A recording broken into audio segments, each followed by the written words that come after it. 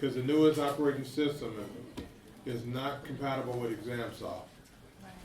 So if we can get a heads up before we take that exam, not exam, the TJE, that'll be greatly appreciated. All right? All right. Hey guys, quick announcement. So tomorrow is Tomorrow Idol. Some of your classmates are going to participate. Some are going to be backstage, and some are going to be actually in the show. Are you going to be singing? Then I'm not going to come. I'm going to be hosting it though. So if you could come please and support your classmates. It starts at 6 p.m. I think it's going to run till, 9 p.m. So, yeah, it's free. It's very free. Yeah. Samantha is going to sing, so come through. So, yeah. Is that a plug? Is that an endorsement?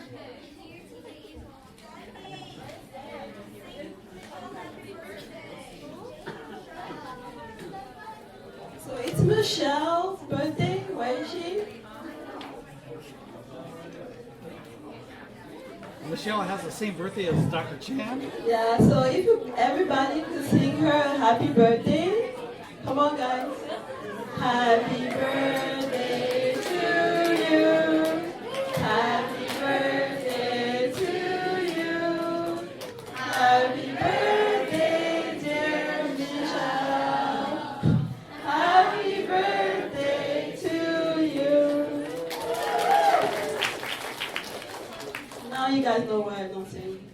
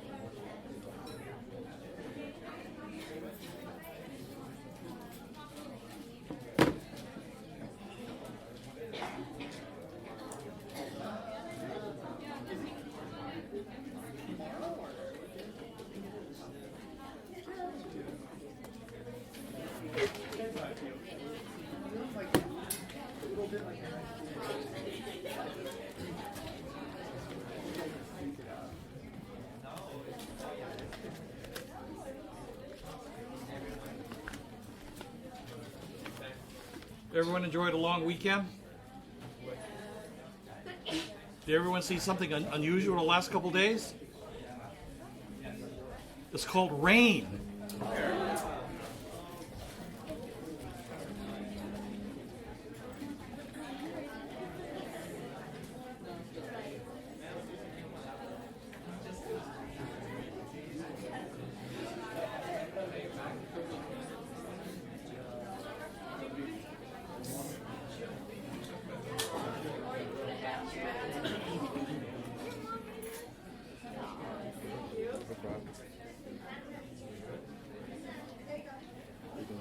So, looking for the note. Oh. Give in writing. No, you have to give it to me in writing. And you got 1 minute. In writing before class.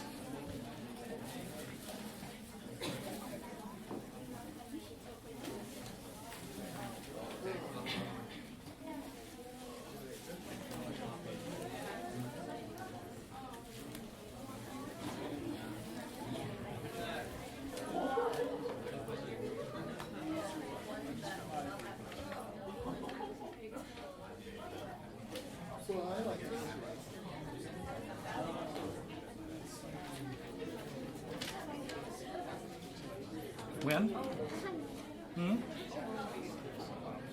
I'm asking you, when? When, yes. Today? But you have to put on the date. When I say when, I'm not talking about your last name.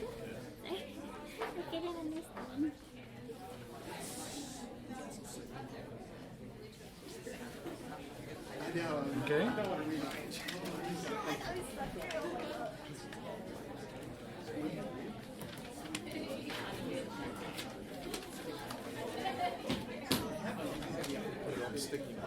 Okay.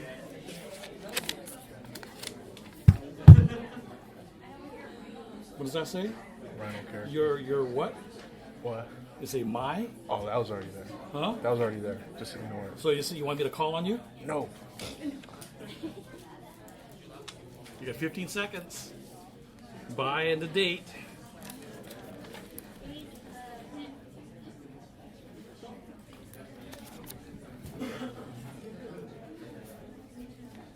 Gotta put down what you want it for.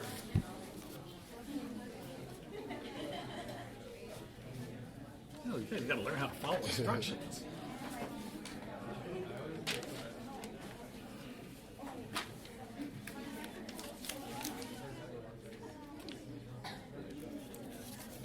Okay. Just under the wire. Okay.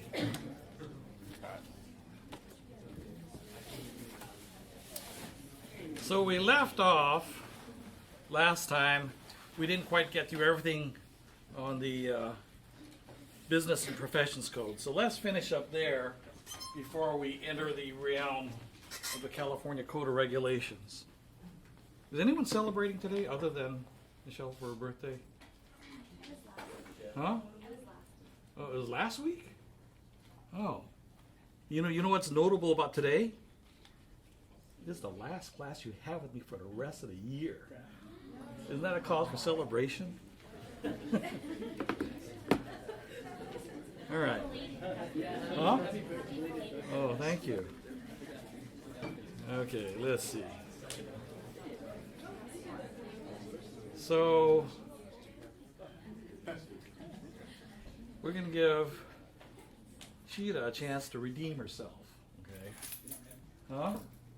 So, you remember we were discussing moral turpitude?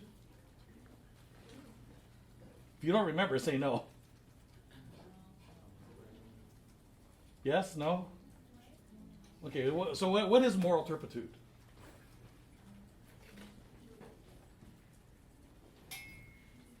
Good morals. I'm sorry, I didn't hear what you said. So like standards of Huh? standards of honesty, justice, or good morals. Are you Sheeta? No. I thought it was in my profession. No, I'm asking Sheeta. I'm sorry. Huh? I'm sorry? Dishonesty. Dishonesty, okay. So, where is moral turpitude discussed in the Business and Professions Code?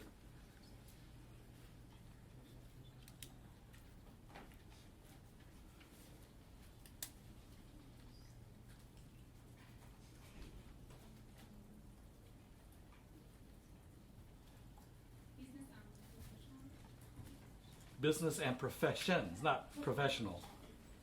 Yes.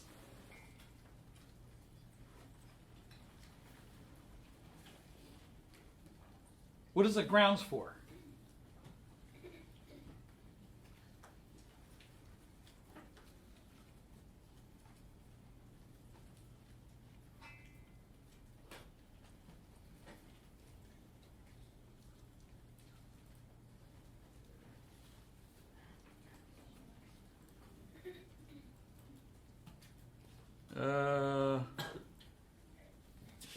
That's not here. How about we let Aisha over here help you out? What is a demonstration of moral turpitude? What is it grounds for? Very good. Okay. Or once you have your license, to have it removed, right? Okay. So, what would be an example of an act of moral turpitude? Just give me an example. In terms of denial of licensure, could you be treated on the exam? I'm sorry? Could you be treated on the exam? Well, no, because You can't take away something you don't have. Oh, so you're asking about like when you would have your license renewed. Yes. Um, so like, if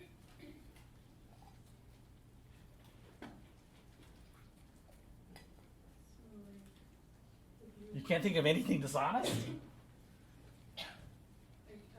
you were having the like scheduled. How about something simple? How about robbing a bank? Is that dishonest? If you got caught robbing a bank, you think that would be grounds for removal of your license? What do you think? Okay. But you know what the funny thing is? Okay, robbing a bank, that means stealing money that's not yours, right? If you kill somebody, is that dishonest? Killing somebody else doesn't amount to moral turpitude. Just something to think about. Okay.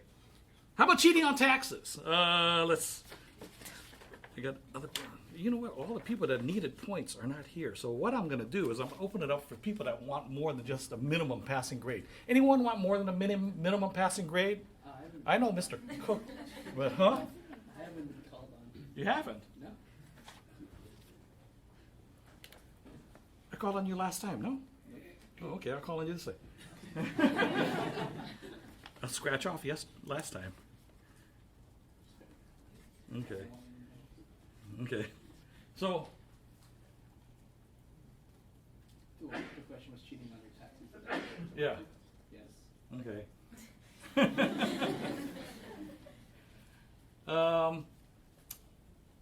Now, as far as the responsible over on the other side, suppose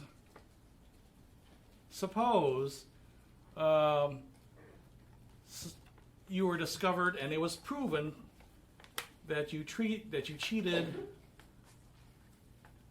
on the Block B exam coming up. Okay. It was discovered, it was verified, and there is hard evidence of academic dishonesty. Is there any action that the State Board of Pharmacy might take? Anybody who wanted extra points? Nobody wants extra points. Mr. Faith? I mean, they cannot do anything because you're not in the board of pharmacy yet. You don't have your license yet. You don't have your intern license yet? Oh yeah, I mean they can. I mean, you can jeopardize your intern license if the school notified the board of the pharmacy. But since it happens in the school, it depends on the school if you notify them or not. Okay. So, it is possible for discipline upon your license if you were caught cheating on the exam, correct? It would conceivably fall into that category for revocation of your intern license. In all likelihood, it wouldn't happen. At first, they'll probably put you on probation. So, this relates back to what we discussed in Block A, fundamentals of the Constitution and Fifth Amendment rights. Remember what that is? But that was the last block. Life is cumulative. Okay. Now I hear a story coming on. I remember, see, when you get to be my age, remembering when you were first year in pharmacy school, that's almost 45 years ago. It's a stretch. But I remember first year in pharmacy school and in pharmacology. And I still remember Professor Marvin Malone. And before this was it was the second midterm exam. And one of my classmates had the misfortune of raising his hand and says, Dr. Malone, is the exam going to be cumulative? And Malone just looked at him straight, I mean, we had 200 people in the class. And Malone just gave him one of those stares, If you put your hand, you would get frostbite, so cold. And he says, life is cumulative. You are not, allowed to forget anything that I teach you in this class.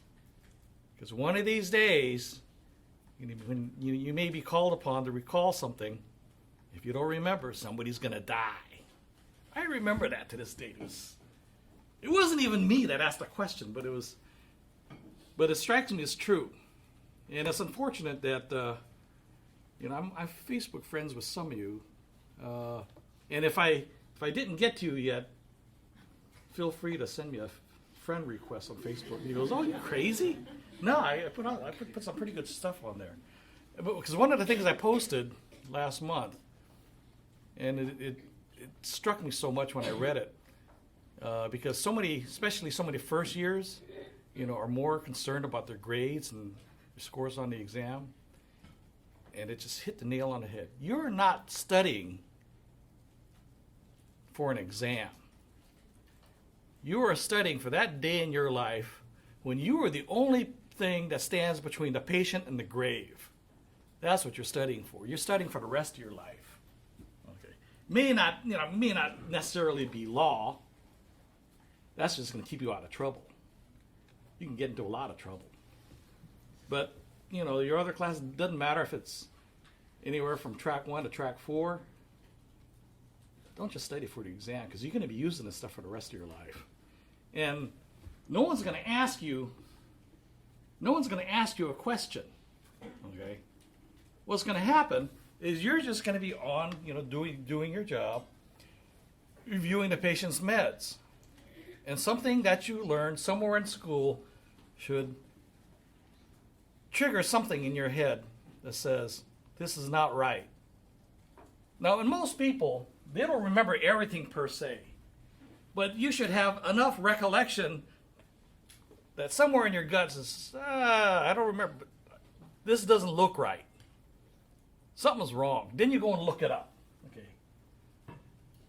That's why memorization doesn't work. Okay. You have to understand how things work. Understand the pharmacology. Okay. Understand the therapeutics behind it. And then you look it up. And you say, oh, I better call on this. Something's wrong. So no one's going to come and ask you a question. You have to be able to identify that something's wrong on your own. I remember it was so funny. One time we had a third year out on rotations, and the preceptor asked him a question, and this guy got so used to multiple choice questions. Yeah, preceptor asked him a question. He goes, "What are my choices?" Life is not multiple choice.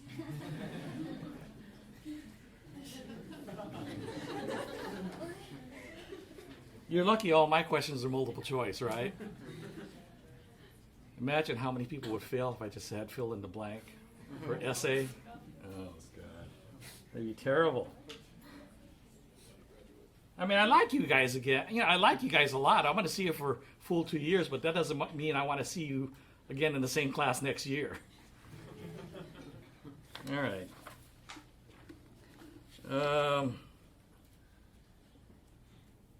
So, Ms. Amade over there, no, who was it?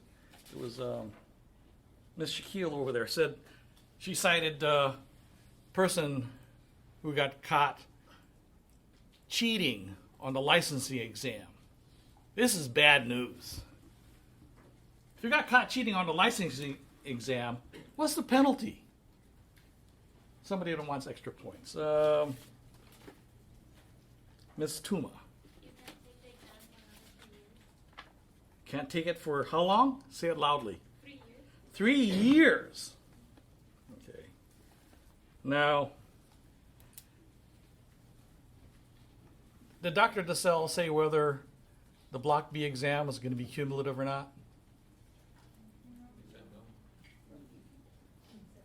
He didn't say? He didn't say. Would you like a cumulative? No. Why? It's too much. Too much? Too much to go back not even a whole semester? Go back a third of a semester. Okay. Now, just think about it. If you couldn't take the licensing exam for 3 years, how much do you think you might forget then? We're not talking about 6 weeks. We're talking about 3 years. The odds of you passing goes down below 50%. Okay.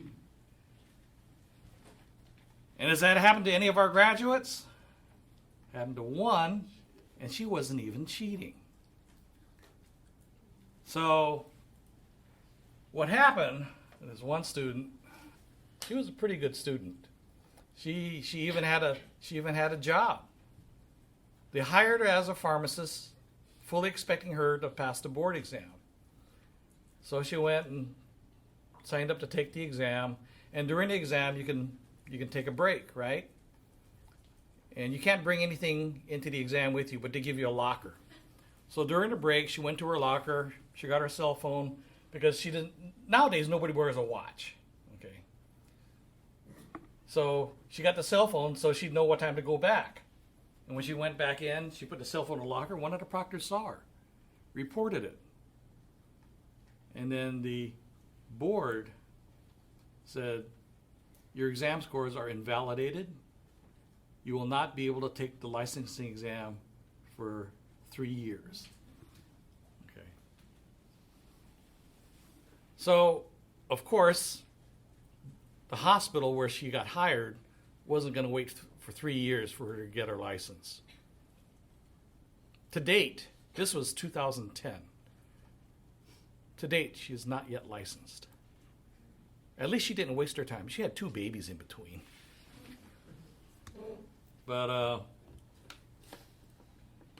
last year, she says she's ready to start studying, and she wanted to sign up for the board prep course again. You had a question, Mr. Cook? There are a couple other things. You're caught cheating on this. Well, you tell me. One is you have to surrender your intern license, Okay, so you can't work as an intern, and you're not issued any pharmaceutical licenses. and you're prohibited from getting licensed as a technician. So, one of the things that you're going to find out is that I don't advise it for the first year, but after the first year, if you can get a part-time job, weekend job, working as an intern, it helps a lot.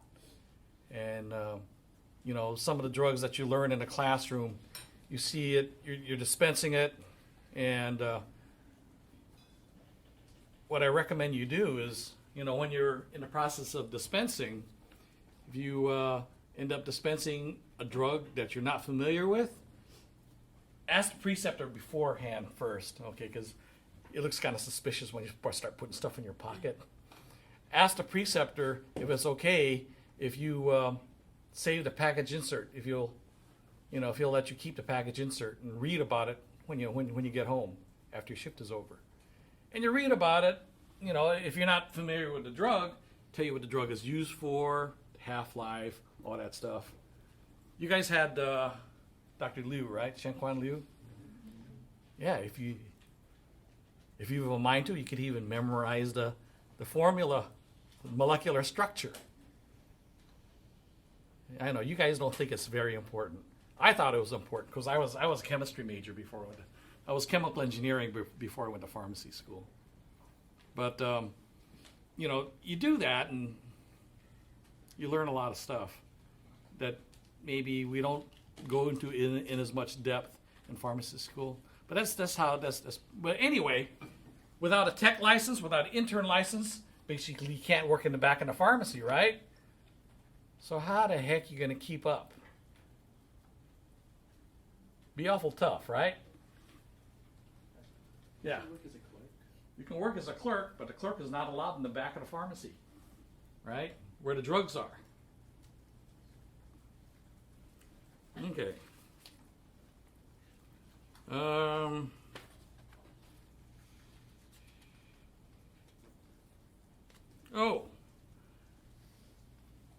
Now,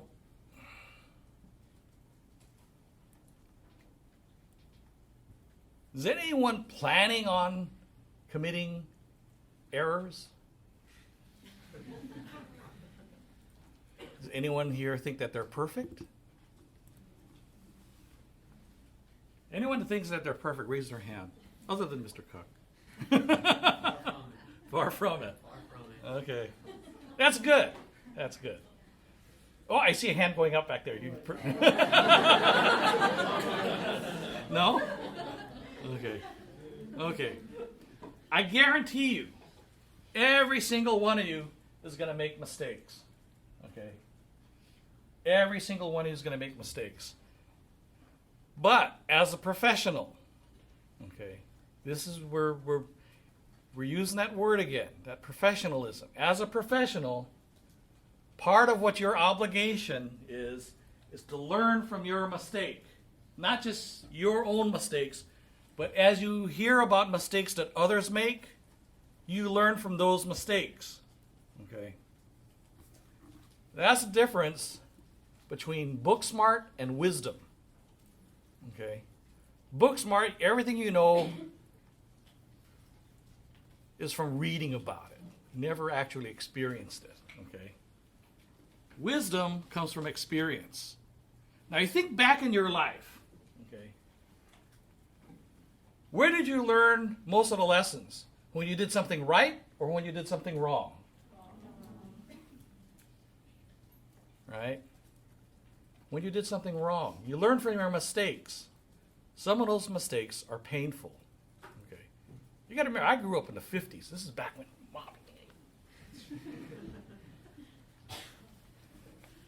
never knew chopsticks could hurt that much.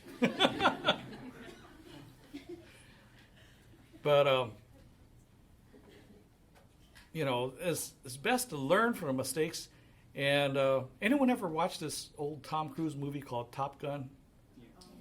The guys have watched it. Girls, maybe not. Except they just want to see Tom Cruise.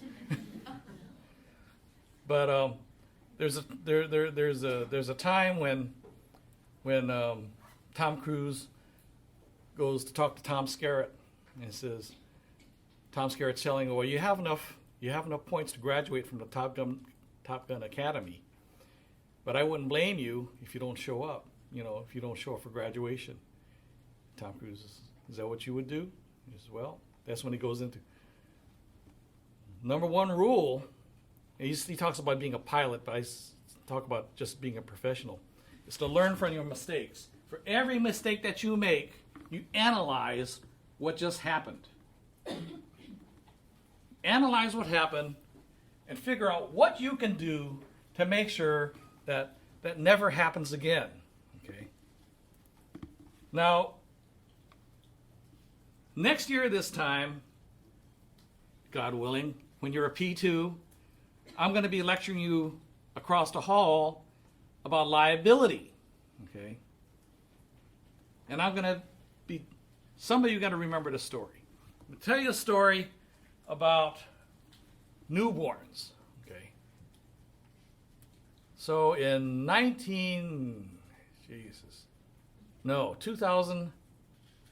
2005, there were 2 babies at Women and Children's Hospital in Indianapolis. Okay. Newborns, we're talking about 1 or 2 days old, that received 10,000 units of heparin. You guys haven't learned about the clotting factors, right? Or have you learned about clotting yet? Okay. I see some people say yes, some people. The clotting cascade? No? Just undergraduate exposure. I'm sorry? Just whatever undergraduate exposures. Okay. Okay. Well, heparin is an anticoagulant. Okay. It prevents platelet aggregation.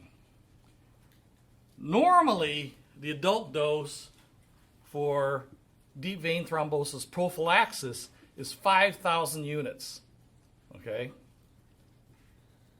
That's for an adult, 60 kilogram adult. How much do babies weigh? 2 kilograms? Maybe 3? 3 kilograms, right? Receive twice that dose, twice the adult dose. What do you think happened? They died. Okay. The following year, Following year, how many people from LA? Okay. So you know where Cedars-Sinai Medical Center is, right? Big name medical center, right? High quality. They overdose a pair of twins. Okay. And it just so happened that the father of the twins was a famous movie actor. Okay. Now, fortunately, the nurse recognized what she did right after it happened. And what was the error? She gave 10,000 units of heparin instead of 10 units. That's 1,000-fold overdose. 1,000 times. Doesn't matter what the drug is, if you gave 1,000 times too much, you're going to die, right? Fortunately, she recognized it as soon as she gave it, and they gave the antidote, and the twins lived.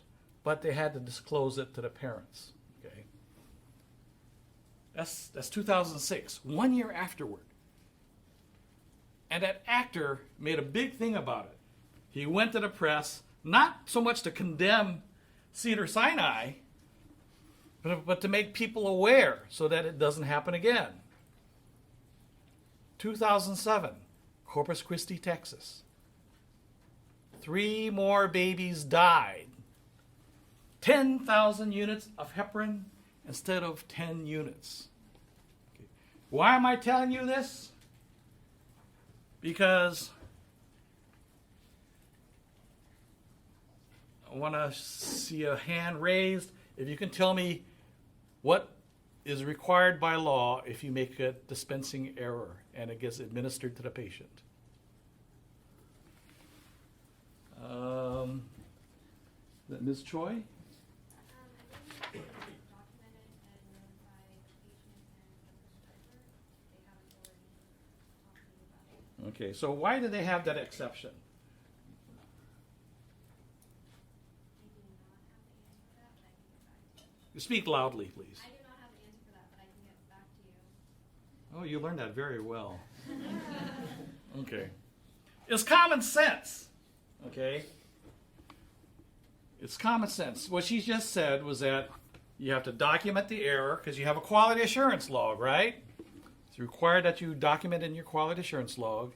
You have to notify the patient or the patient's representative, and you have to notify the prescriber, unless they're the ones that informed you. So that unless is important, because you think about it, it's kind of stupid.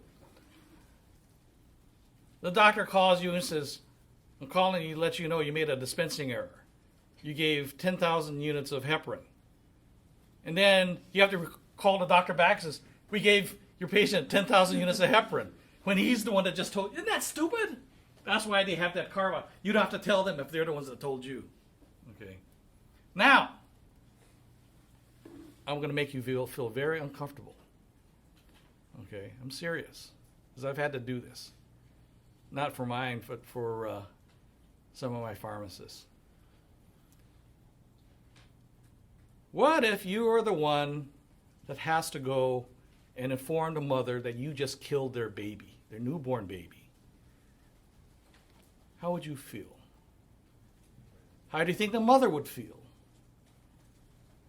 She just went through 36 hours of labor delivering a new baby that was now, at that time, the best thing that had ever happened to her in her life, and you snuffed it out. How would you feel? Well, I'll tell you how a lot of nurses feel when that happens. They quit. They quit being a nurse because they can't handle it. I only know one pharmacist that happened to that decided they didn't want to be a pharmacist anymore. But, think about how much you're putting into your career. So, of course, it's better not to make the mistake in the first place. Okay? But remember the requirements of the law. And if you don't have enough incentive as it is not to make errors, just imagine what it's going to be like having to inform the parents that you made a mistake that killed their child. Okay. You don't want to do that. So for the 10,000 units separate, was it a systemic error, like a package or something? Well, How was that addressed? we're getting at the preview for next year. But, okay.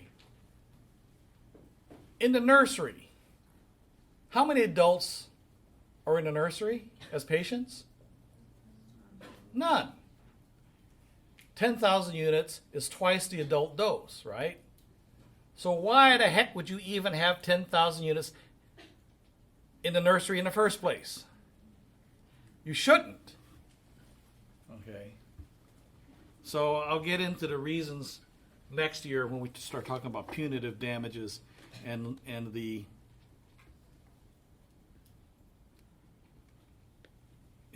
theory that or the principle that the person either knew or they should have known. It's called legal fiction. Okay, it sets a standard. Sets a standard for negligence.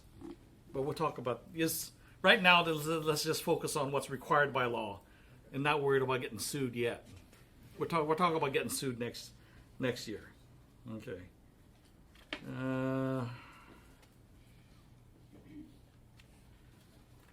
Okay. Let's talk about substitutions. Again, I want to see hands of somebody that wants extra points. If someone brings in a prescription for hydralazine 50 milligrams and you're out of the 50s, all you have is 25s, may you substitute 2 25s for the 50 milligram? Let's see, Mr. Asadoli? You can substitute it as long as it's not extended release. That is the wrong answer. You may not substitute without conferring with the prescriber. Okay. In case you hadn't noticed, we're transitioning from Business and Professions Code to the California Code of Regulations. The CCR 1716, variation from a prescription. You may not vary from the requirements of a prescription without prior authorization from the prescriber. You are changing what's being prescribed. But there are a few exceptions. Somebody, what are some of the exceptions? I already asked Mr. Faith. Let's ask Mr. Shao. The exception would be if you're changing from a brand name to a generic. Okay, so do you have to notify the prescriber that it's been changed? You do have to notify the patient. Okay, you have to notify the patient, not necessarily the prescriber. Not substitute. Okay, unless they write what now? I'm sorry? Dispenses written, sorry, DAW. Does anyone write DAW? Nobody writes that. No, there is. Okay. What if there's a box and they check the box as do not substitute? Can you substitute? Yes. You can substitute unless it's initial. We talked about that last time, right? You can't just check the box because if it's just a checked box, you don't know if the prescriber wrote it or the patient, right?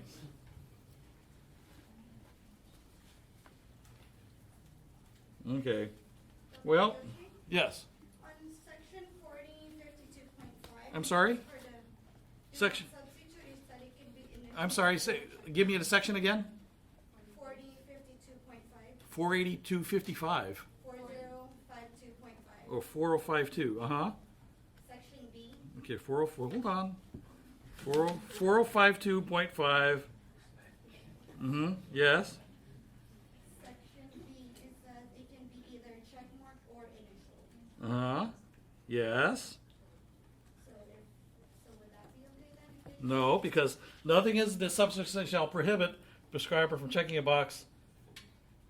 Do not substitute if the prescriber personally initials the box or check mark. Huh? Right? You said or. So if Initials the box or check mark. So which one are they initialing, the box or the check mark? They're still required to initial it, right? Hello? Either say yes or no. they said if they initial the box or check marks the box, right? Huh? Doesn't it say if they either initial the box or check marks? No, that's not what it says. It says they have to either initial the box or the check mark. So either one, sometimes they have a box, sometimes they have, but they have to initial either way. So if they get checked, the check mark has to have an initial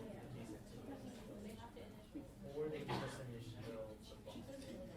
How it looks like there's a box on it, right? This is dispenses are in. So they have to initial in the box. No, well, they have to. It doesn't have to be in the box. It could be on the side, above, below, to the left, or to the right, as long as they initial. Okay. Question. So does it vary like state by state? Like, I know. Well, how many states are in California? Well, I mean, California.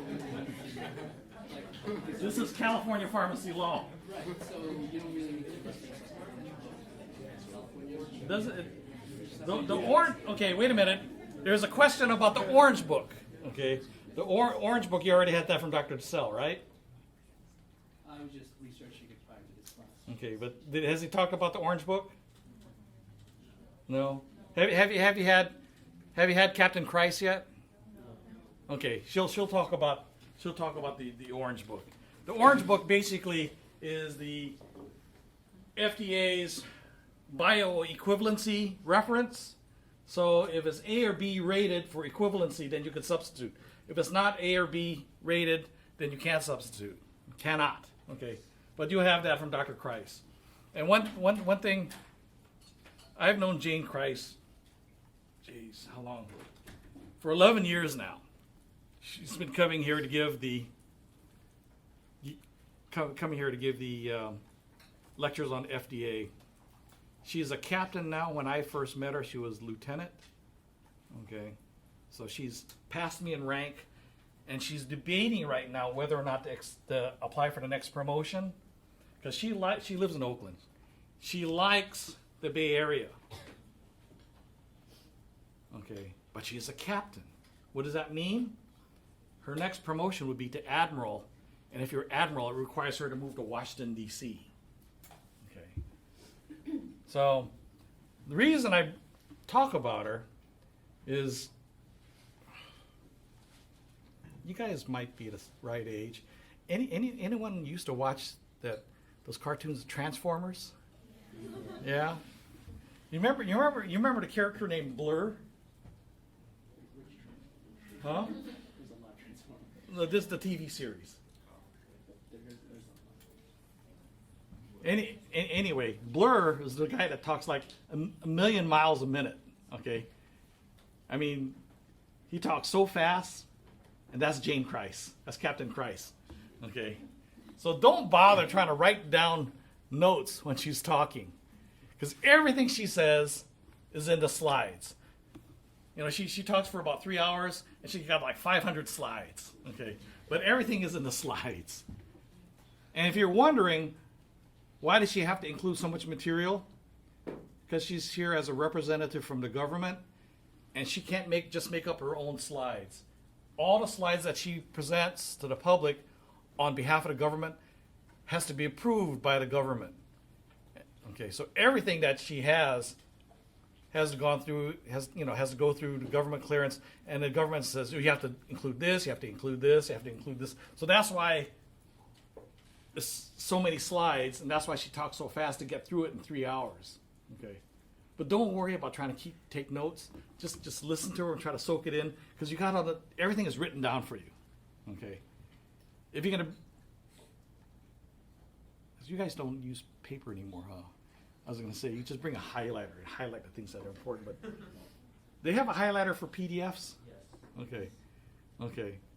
You use the highlight function there, you know, because don't try to copy everything down as she says. You're never going to be able to do it. Okay, where were we? We were talking about substitution. Oh, okay. So, how about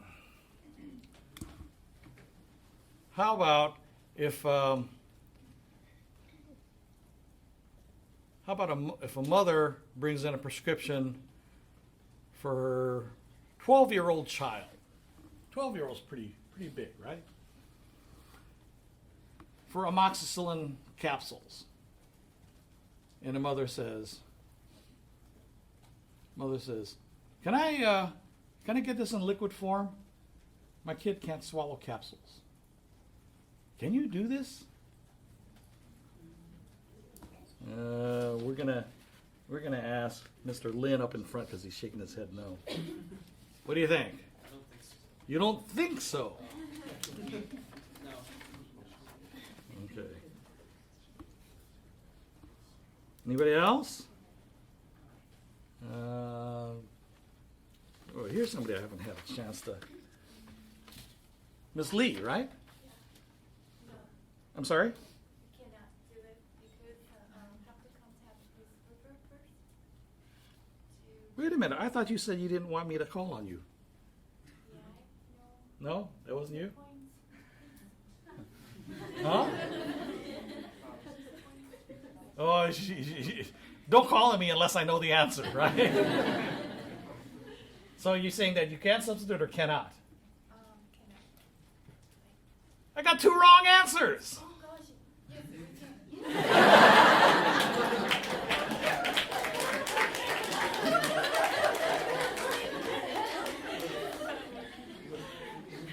That's one of the carve-outs. Okay? The carve-outs is that you may substitute a different dosage form. Okay?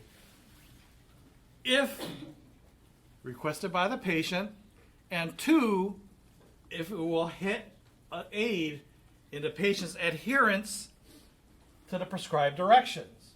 Okay? So think about it. Was it requested by the patient? Or in this case, the patient's agent? Yes.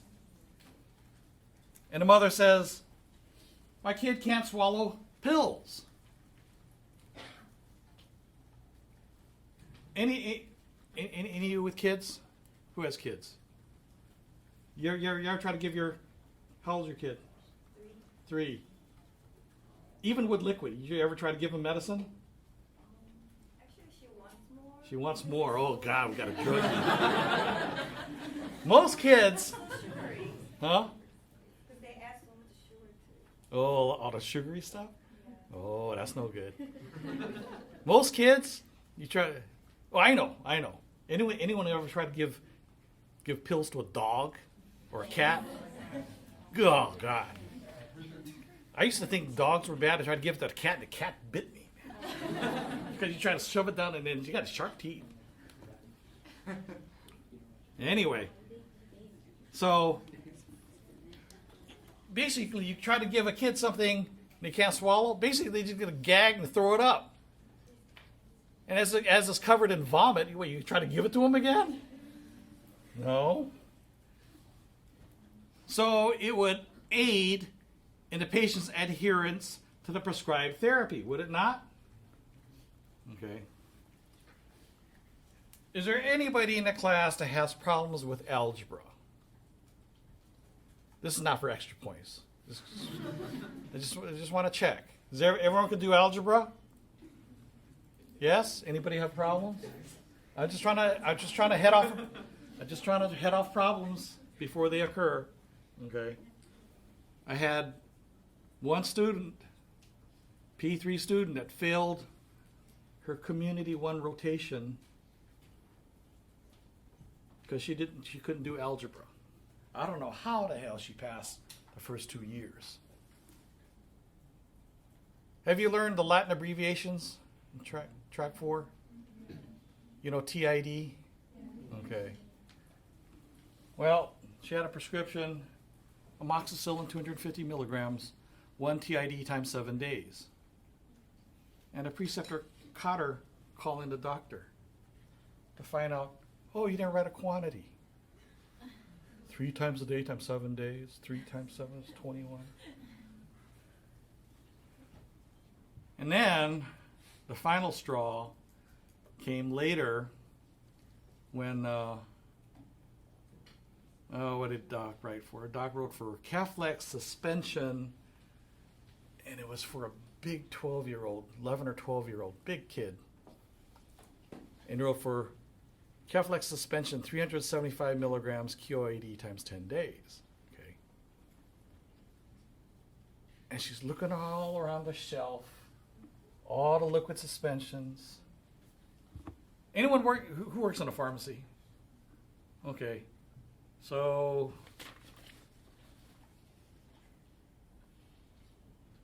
is that Shams, right? Okay. What strength does Keflex suspension come in? 500 milligrams? Suspension? Oh, no, this is the tablet, or the capsule one. But the suspension, it is 125. 125 and 250 per 5 cc's, right? cc, yeah. And she's looking all around for 375 milligram suspension. It doesn't exist. And then she wanted to call the doctor to get it changed. It's a suspension. If it's 250 per 5 mils, how much do you need for a 375 milligram dose? She couldn't do it. For those of you that haven't been able to figure it out in your head, 7.5 milliliters, okay? But this is the kind of stuff that you're going to have. If you're having problems with these, go see Neelafar in Student Services, get some remedial help. Because I hate for you to fail your Community 1 rotation, because that's usually your first rotation. And in case you haven't read the requirements for graduation or grounds for dismissal, you can only fail 1 rotation. Because failure of 2 clinical rotations is grounds for dismissal from the college. And we've had, in fact, just 2 weeks ago, had a meeting and we just dismissed 2 students, P4 students, for failing 2 rotations. You don't want that to be you. Okay.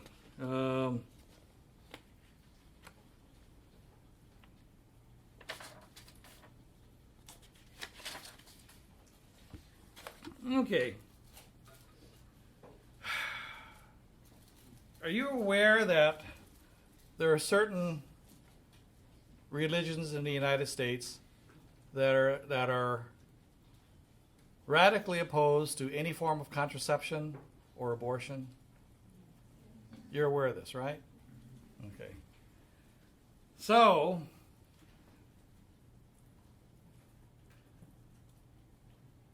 and free exercise of religion is guaranteed by the First Amendment of the Constitution.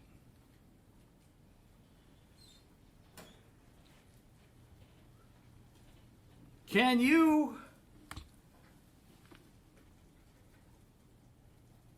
if you have certain beliefs,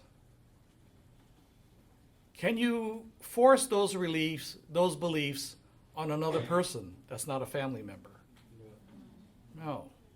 Okay. So just because you don't believe in contraception, you can't prohibit a woman with a prescription for birth control pills from getting her prescription filled, right? But it's against your religious beliefs to fill such a prescription. So what can you do? Let's see. Ms. Handel. You can choose not to fill it, but you have to notify your employer in writing of the drug and the drug class. So is this after you refuse to fill it? It should be before. Should be? Should means not required, but would be nice. It's required. So it must be. Must be. Must be prior to receipt of the prescription. Okay. And then what? The employer must make an accommodation. And That means that another pharmacist can fill it. okay. I see a hand in the back. Let's see, who is this? Miss Wynn? Is that? Huh? Oh, okay. Oh, I'm sorry. I missed you by a row. Okay. So if they're unable to fill it due to religious beliefs, they need to refer to a pharmacist who can, preferably. Oh, is that what they? Is that what? The pharmacist cannot fill a oral contraceptive for a patient due to religious beliefs, so they do have to notify their pharmacist beforehand. They are the pharmacist. As an intern, you have to notify your. I'm not talking about intern. Oh, well, if the pharmacist cannot fill, you have to refer the patient to someone who can help them, another pharmacist who is able. Is that what's required under the law?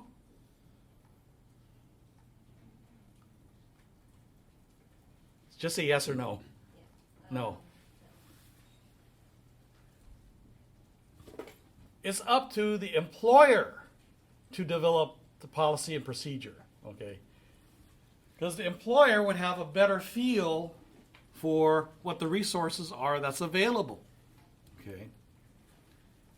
The employer may decide not to schedule this individual on a shift where they're the only pharmacist. So if a situation comes up where an oral contraceptive prescription is presented and that one pharmacist doesn't want to fill it, you can refer to the other pharmacist on duty. Okay.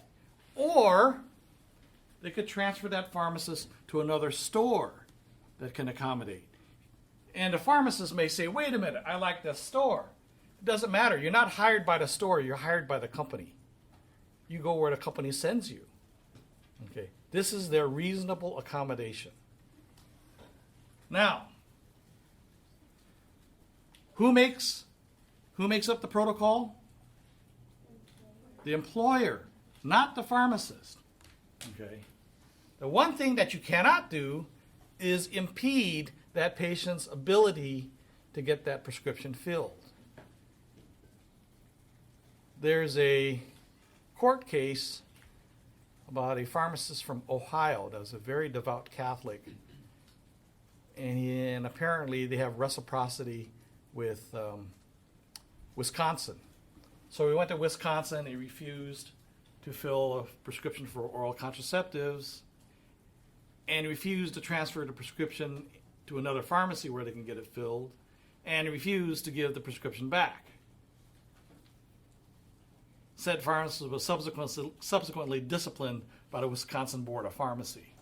You can't impede the patient's ability to receive their lawfully prescribed medication. Let's see, where are we?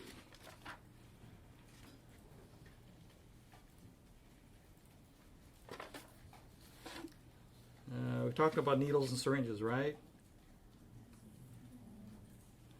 Can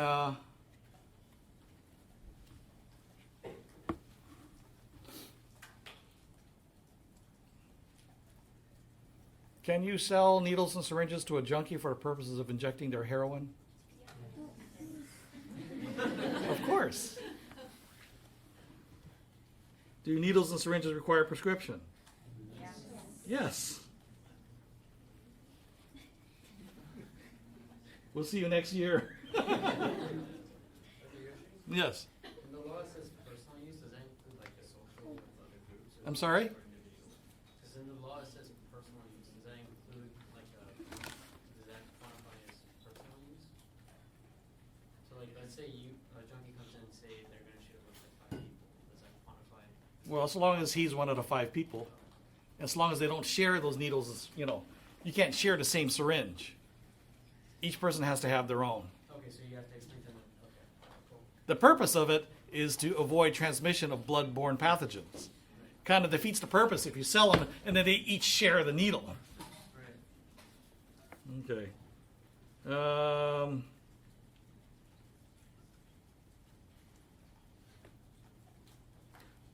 While we're on the topic of birth control pills, do birth control pills require a prescription in the state of California? What do you think? Yes. So, suppose a woman comes into your pharmacy. No, let's make it even better. A 16-year-old comes into your pharmacy and says she's afraid of getting pregnant and she doesn't want her parents to know. But she wants to get birth control pills. What can you do to help her?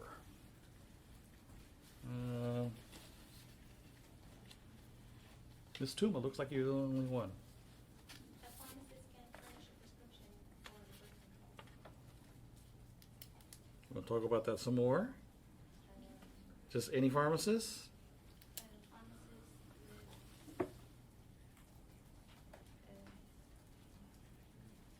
with, What's the prerequisite? you have to have residency, Nope. advanced practice, Nope. licensed pharmacist. What?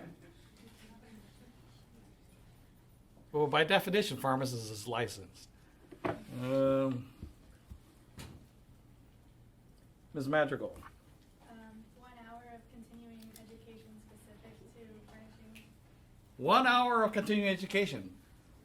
When you graduate from pharmacy school, will you need that 1 hour of continuing education? Why? Because it's incorporated into your curriculum.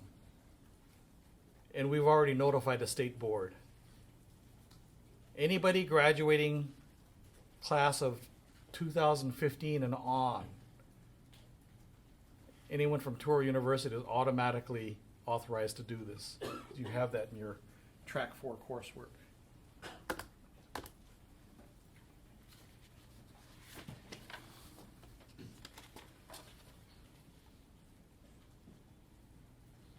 Okay.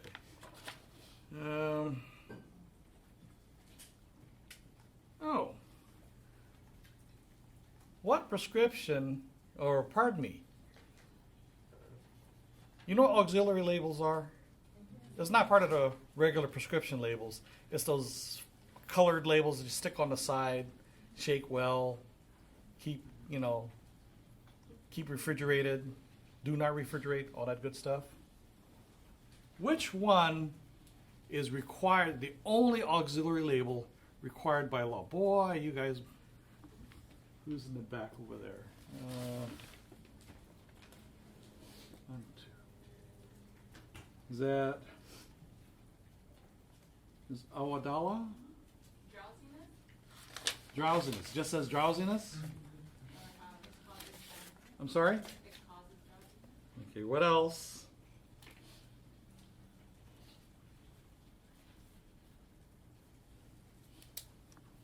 It says something else besides that. I'm sorry? I'm not sure. You're not sure? You're sure about the drowsiness part? Why do they have that warning that says may cause drowsiness? Why do they have that on there? For driving? I'm sorry, for what? Like you're driving? So you take this kind of medication when you drive? Is that what you're saying? So in case a person is driving, then they shouldn't take it while driving. Okay, so what else does the label say?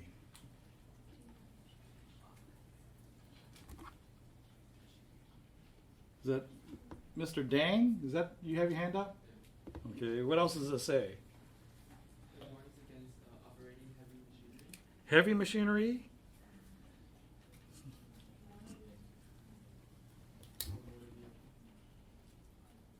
I think it just says machinery. It doesn't have to be heavy machinery. I mean, I think heavy machinery, I think about, bulldozer or backhoe. Would you consider a chainsaw heavy machinery? Yes? A chainsaw? Chainsaw, I don't think it's heavy machinery. Would you want somebody using a chainsaw if they're drowsy? No. Question? Oh, no, I was gonna say the auxiliary label says to impair the ability to operate machinery or drive a vehicle. That's exactly what it says. Okay. It's the only one that's required by law. Okay.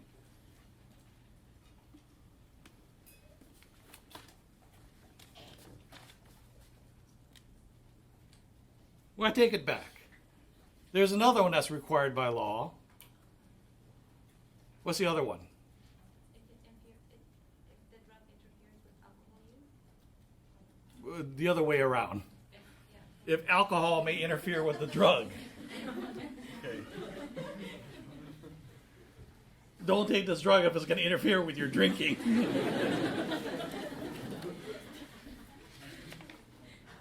I used to work for somebody like that. It's too many. You're just racking up the points.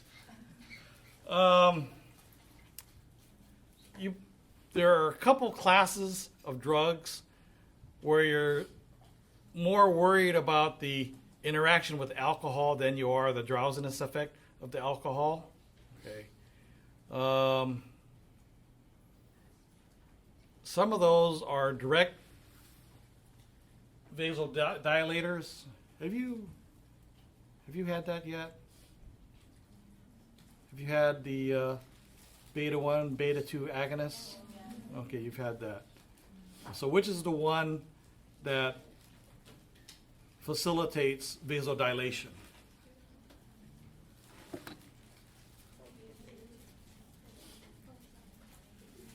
Which one? Beta 1 or beta 2? It's not alpha, right? Alpha is vasoconstrictor, right? So I know beta 2 has effect on the lungs. So beta 1? Okay. So what happens if you have a beta 1 agonist and you consume alcohol? What would happen? Low blood pressure, especially when? Mr. Lee, right? When? Standing up. What do you call that? Okay. Postural or orthostatic hypotension. Get used to that term, okay? Now some people have that even without the alcohol. Most guys have high blood pressure. I have high blood pressure. But some women have low blood pressure. My wife is one of them. She stands up too fast and she says, "Oh, hang on to me. I'm going to," she almost passes out. She stands up too quick. That's why I tell her I irritate her to get her blood pressure up so she doesn't fall over. She doesn't buy it. So that's one, okay. If you have a potential vasodilator, consumption of alcohol may potentiate that vasodilation. The resulting effect is orthostatic hypotension, okay. Has Dr. Shane gone over the Beers criteria with you? No, okay. I'll save that for later then. There are other drugs such as disulfiram and metronidazole.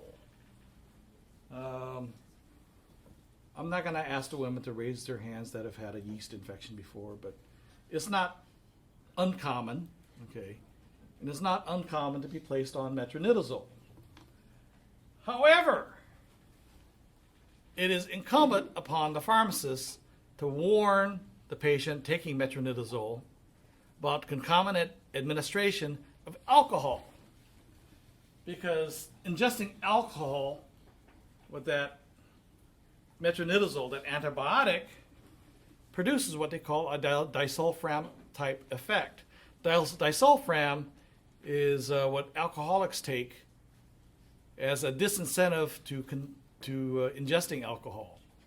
Basically, when you're on this disulfiram, you start ingesting alcohol and you get instant hangover. You get booming headache, you start puking your guts out. Okay.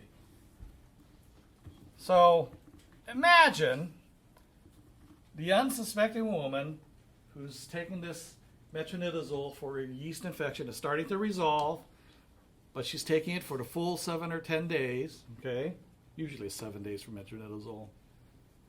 She's starting to feel better, so they go out to have a nice dinner. She orders wine. It's just getting really romantic at the restaurant. The next thing, boy, that killed the mood right away. You have to warn the patient not to ingest alcohol, not because it's going to cause drowsiness, but because it's going to cause her to puke and have a booming headache. It's one of the drug interactions. That's why they pay you the big bucks.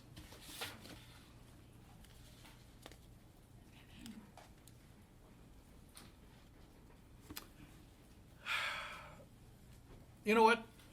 You take a break and come back a quarter after.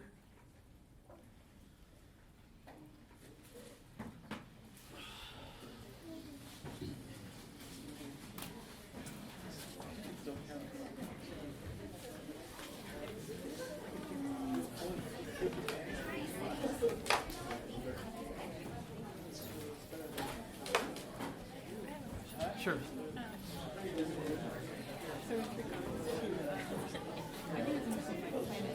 Uh-huh. Well, depends. There's two different types. One you don't need a prescription, but it's restricted to 18 and above, which the courts have ruled means 17 and above. Yeah. But the other one does require a prescription. Okay. So yeah, I just want to just Well, but for Plan B, you can only use it like maximum. No. I mean, you can only use it twice. Yeah. So it's not a really good means of prevention, pregnancy prevention. Yeah. But it's just the idea that, I think a lot of people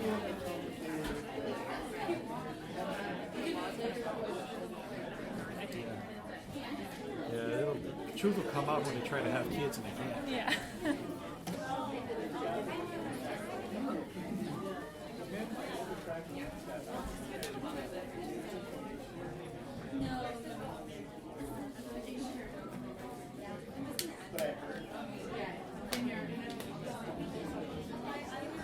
So,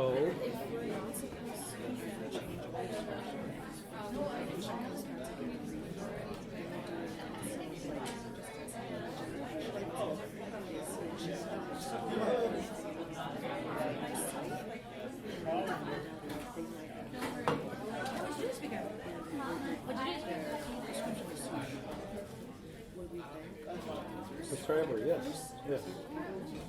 So we can't just like. Not unless you have a protocol to do so. And would that be? Would the protocol be developed by a company? Like if you work in a team. That has to be with a specific provider.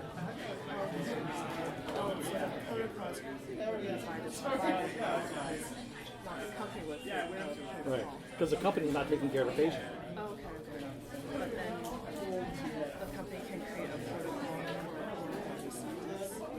for No, the state's already done that. California Medical Board and the California Board of Pharmacy have already done that.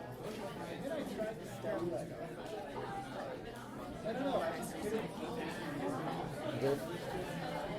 Yeah. Oh, thank you. There's a lot of cake. There. Yeah, there Her, she'll, I'll tell Dr. Chan it was for her birthday. Oh, I didn't know it was your birthday. Today's Dr. Chan's birthday.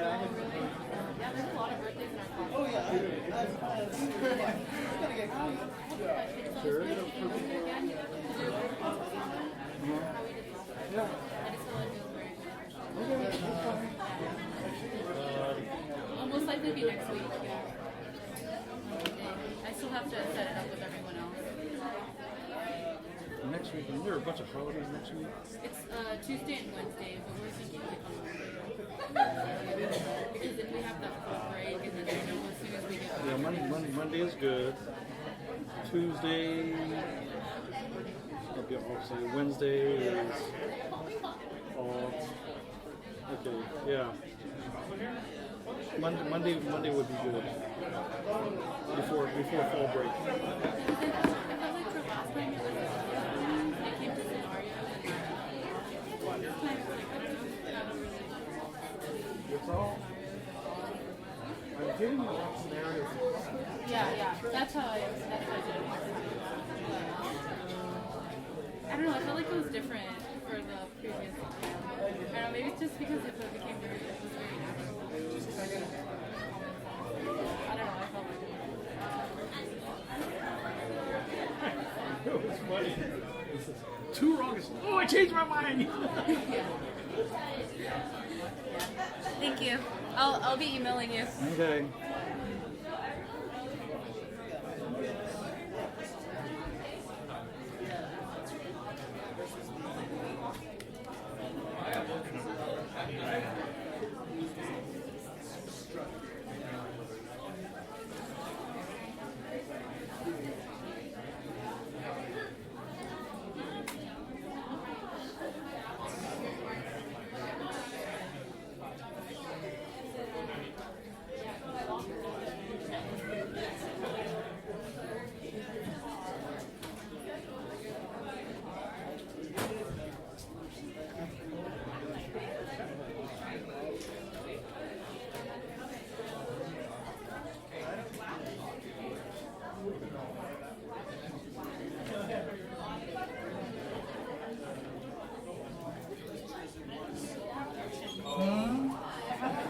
Sure. When you mentioned about substitution, what you said in geography, What? when you were talking about the geography, Yes. Yeah. you mentioned in the section that I created when to use substitutes. I know exactly what you're saying, but I'm looking for When it's generic equivalent or change of dosage form.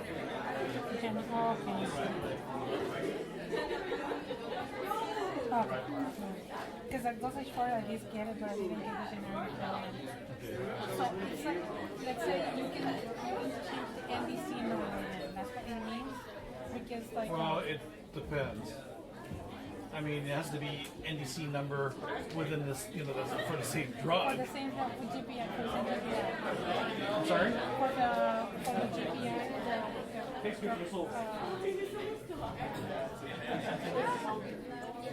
for the same. The generic equivalent.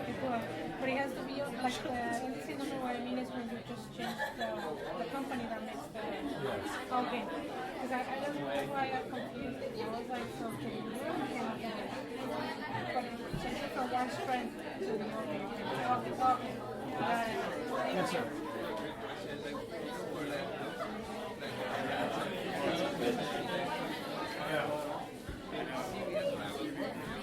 It's illegal in California.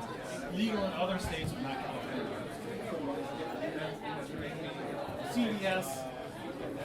CVS gets cited for violations all the time. If that helps.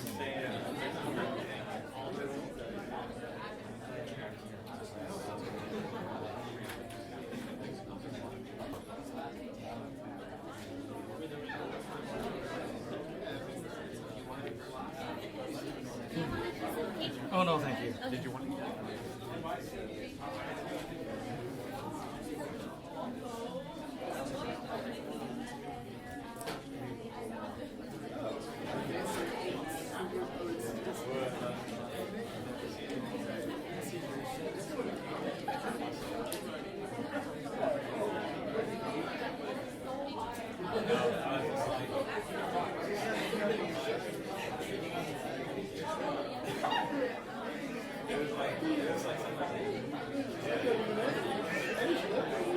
Sure.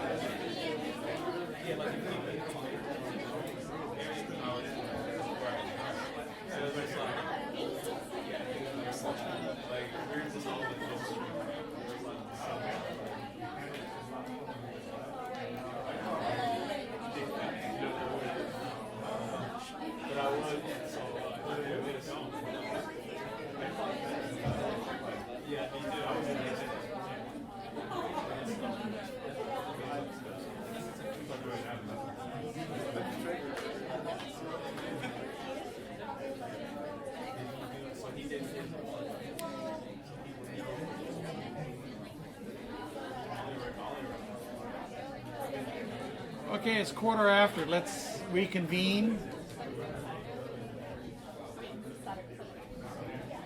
So,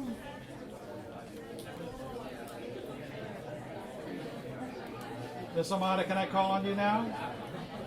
Now, is it permissible, is it lawful if the pharmacist leaves the pharmacy? So we're talking a retail setting here. Can the pharmacy remain open for business if the pharmacist takes lunch and leaves the technicians there and the clerks there alone? Yes, interestingly, that pharmacist during the whole day, and there is no other pharmacist they can leave for just 30 minutes for the lunch. Very good. You think that was a really good explanation? Yeah, that's great.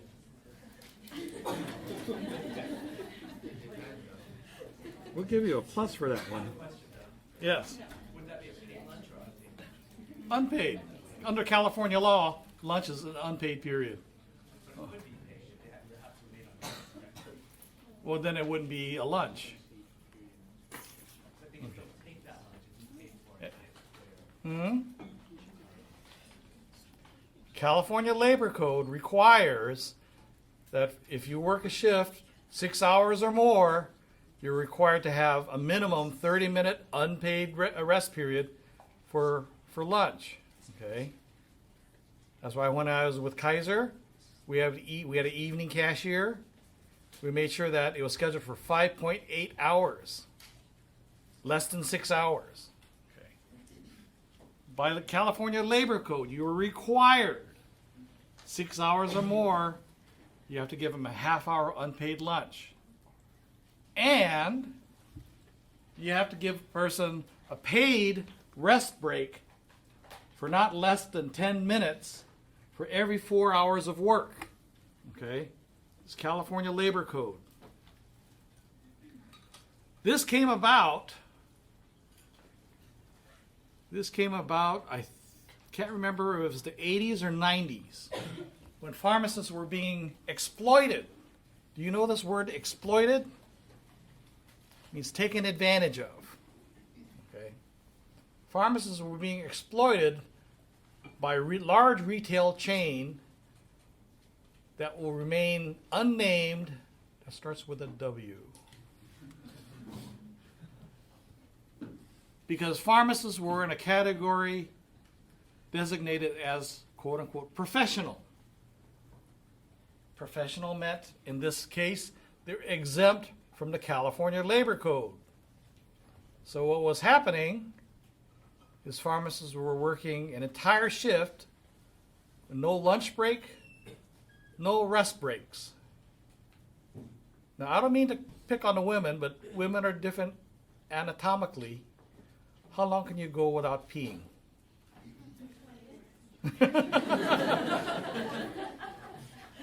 And some of these people were scheduled for 12-hour shifts. You know, no break, no lunch. My wife starts getting lightheaded if she goes more than 6 hours without eating. So, upon testimony by numerous pharmacists in this chain, the California Labor Commissioner was very carefully worded. First, he prefaced that he has the highest respect for pharmacists as professionals, but for their protection, He's removing them from the category of professionals so that the California Labor Code would apply to them. So as a response, the California Board of Pharmacy had to create regulations to allow pharmacies to remain open during these temporary absences. But as Ms. Amade had pointed out, it could only be in a pharmacy where there's only one pharmacist scheduled to work the entire day. If there's more than one pharmacist scheduled, it's incumbent upon the employer to make the schedule such that the shifts overlap so that he can cover each other's lunch. Okay. During that time, now I'll entertain for extra points, may prescriptions be sold? One, two, three, four, five. That Ms. Sandhu? Yes, you can. I didn't recognize you with glasses. You don't have glasses on in your picture. Just to make points, makes her look more studious. Go ahead. Yes, you can sell prescriptions if they have already been checked off by the pharmacist. As long as they've already been checked by the pharmacist. And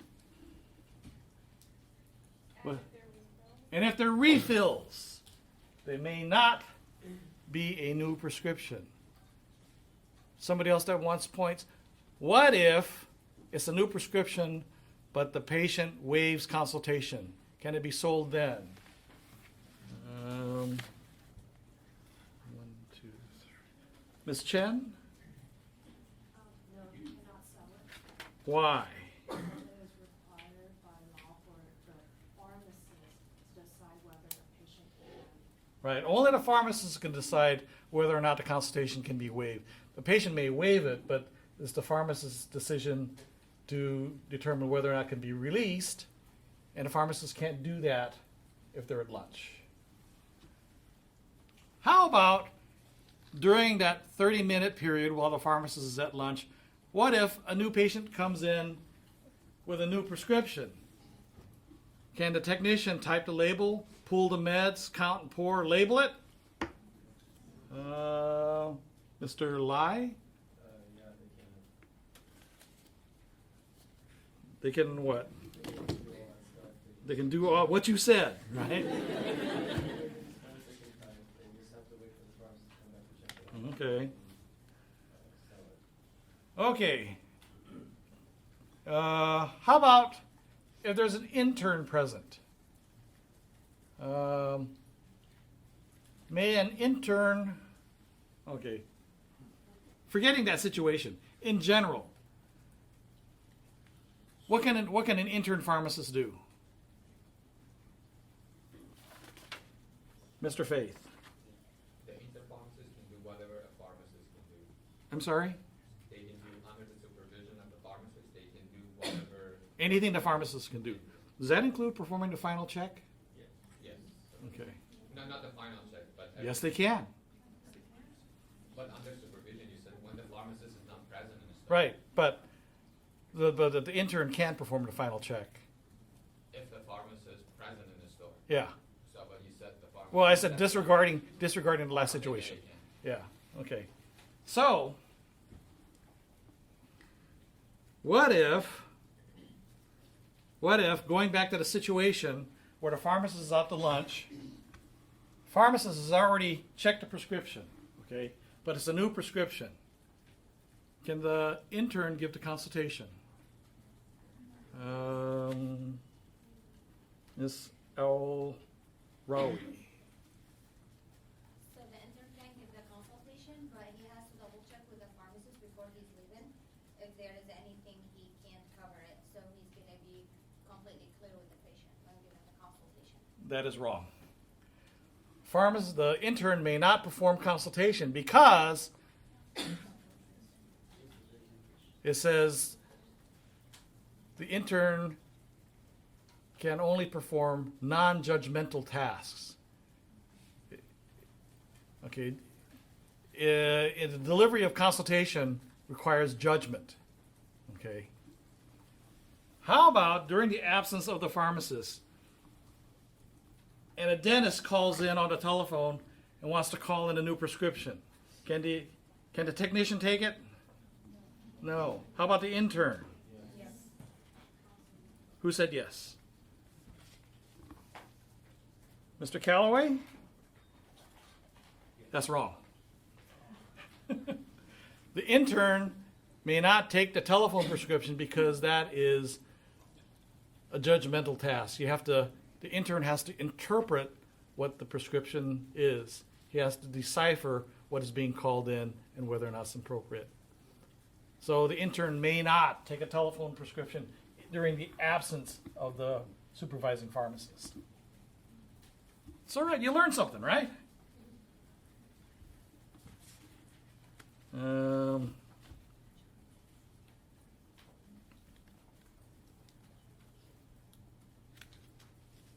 How about, anybody here work in a hospital? Nobody works in a hospital. Boy.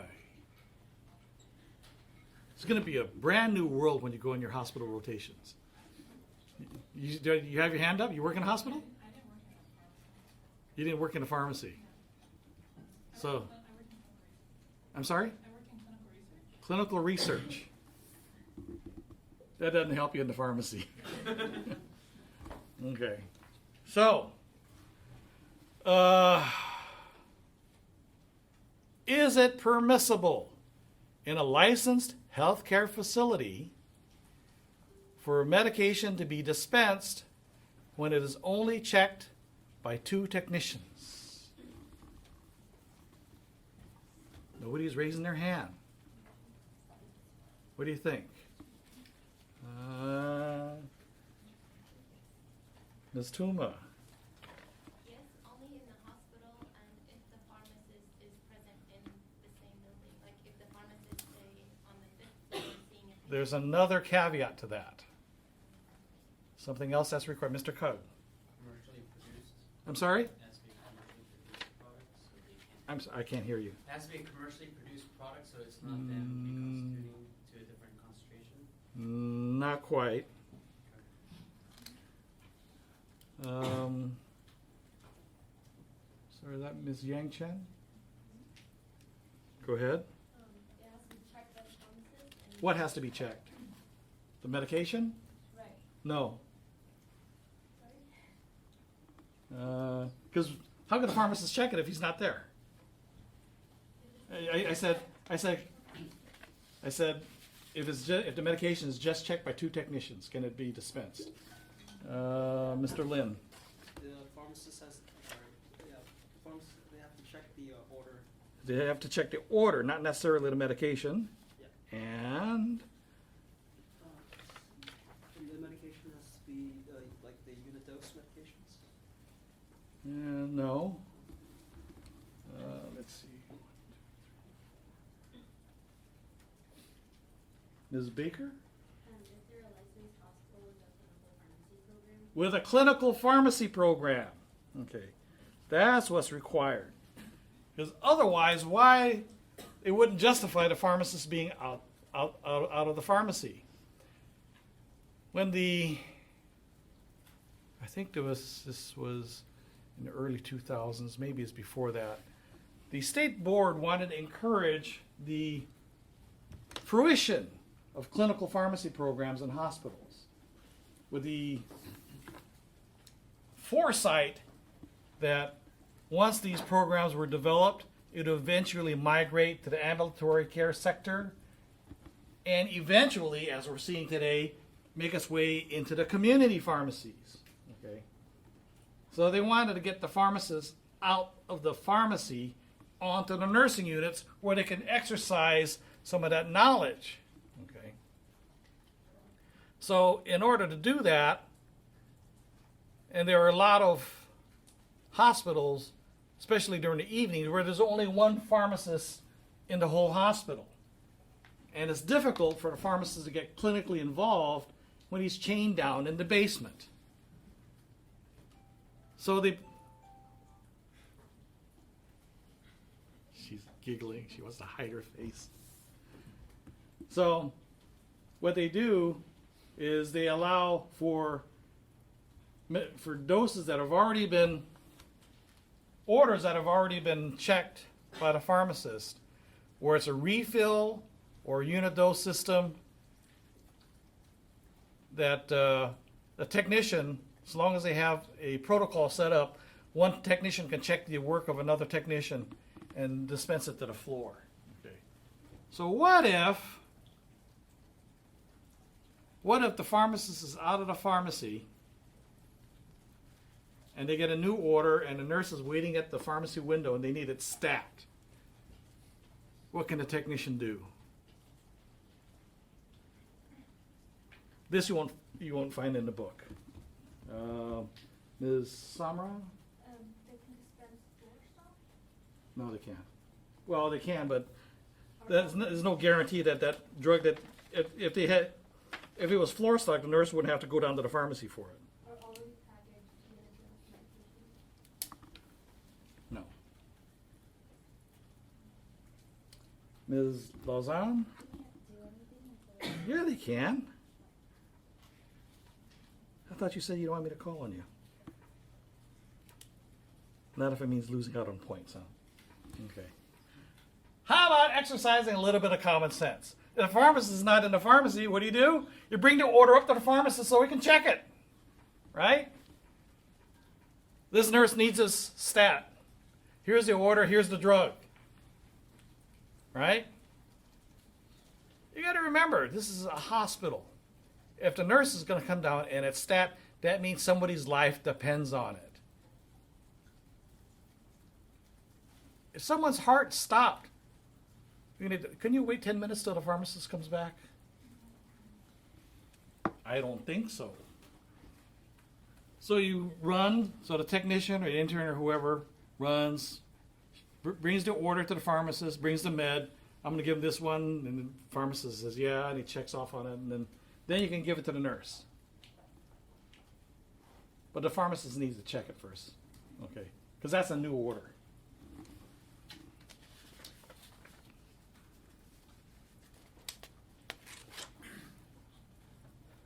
Oh.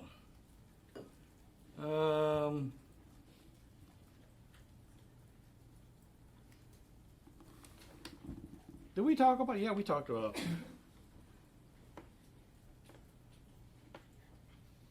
When is it ever permissible not to generate a patient profile?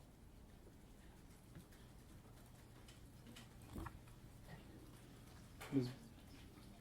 Baker again? Yeah, if you have reasonable doubt that they won't return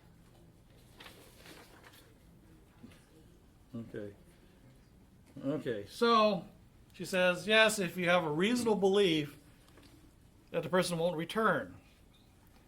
So, do we get many out-of-state visitors in California? Especially if you live around someplace called Anaheim.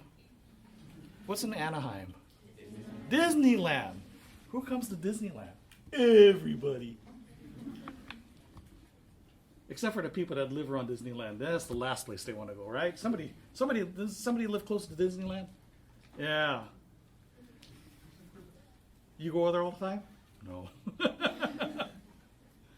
It's irritating all those people to come too, isn't it? Yeah. Well, it's all right. I gotta go at the end of the month. I'm giving 2 talks at Disneyland. Yeah, question. Regarding the technician bringing the order to the pharmacist, Mhm. is it legally appropriate for just an electronic, like a picture message over the phone? It can be. It can be, yeah.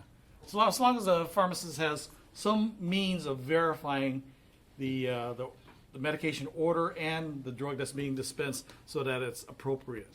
Okay.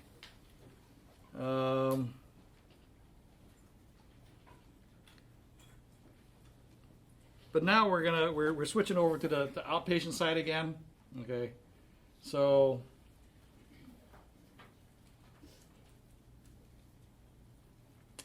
we talked about the patient medication record, patient profile. when it's appropriate not to initiate it. How often do you have to check the medication profile?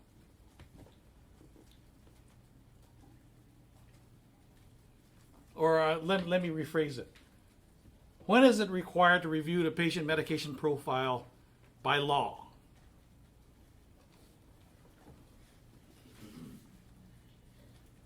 Ms. Rawi? When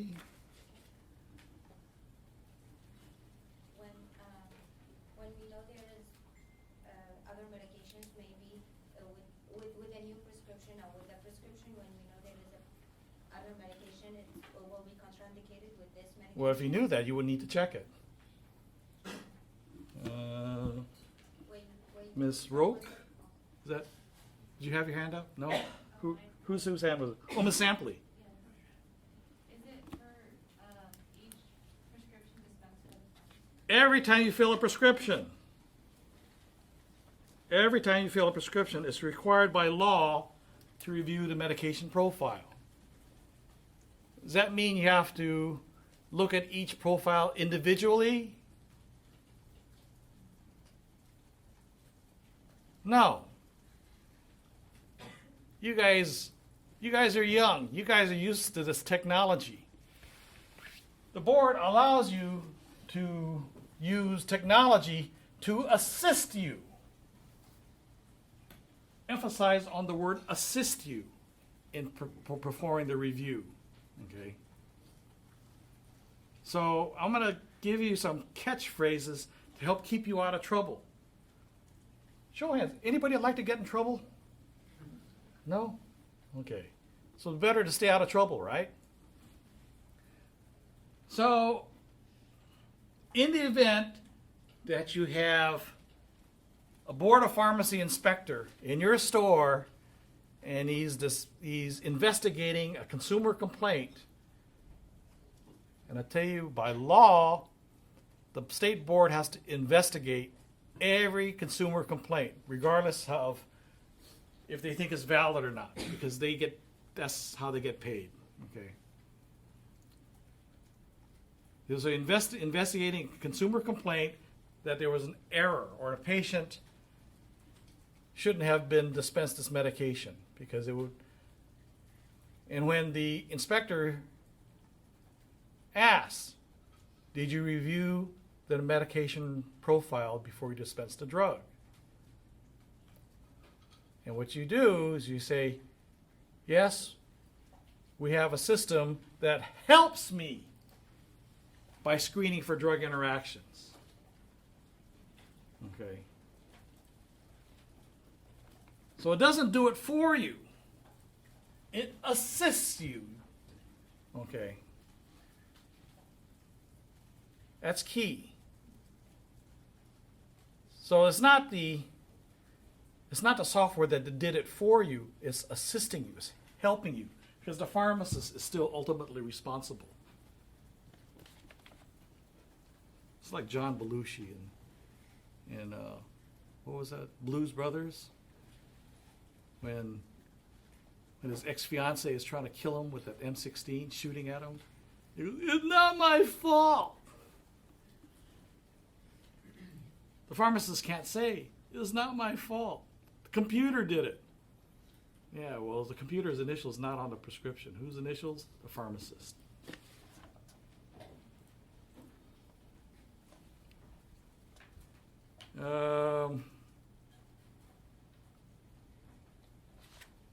Who can tell me about the pharmacy self-assessment?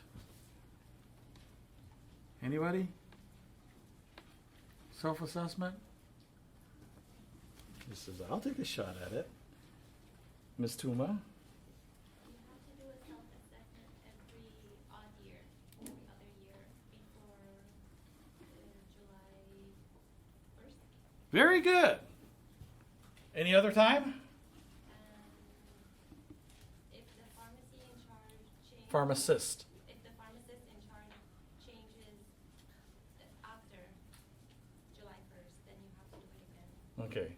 So anytime there's a change in the PIC, right? So if it's July 1, no, let's say you got checked. There was a self-assessment done in the pharmacy on July 30th. Okay. And then July 15th, they changed PIC. Do they need to do another self-assessment?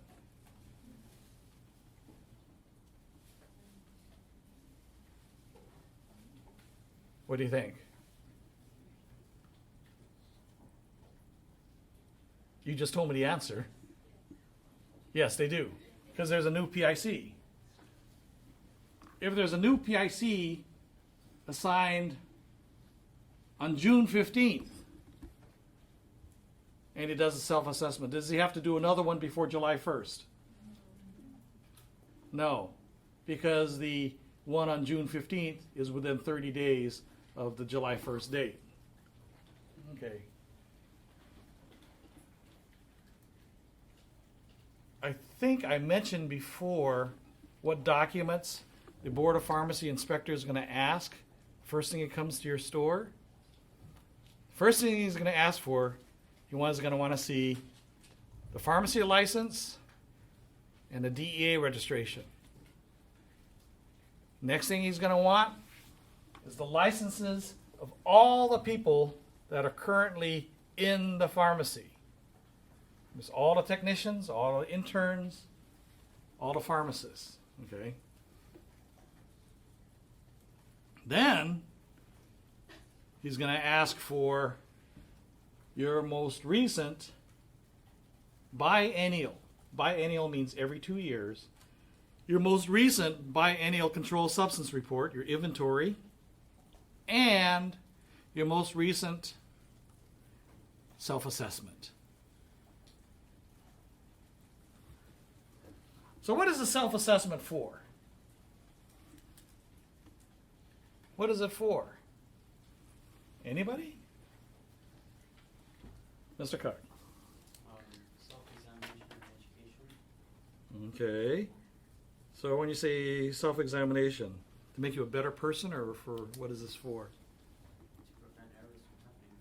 Errors? No. Mistakes, errors, and see how your pharmacy is doing. No. Ms. Dow.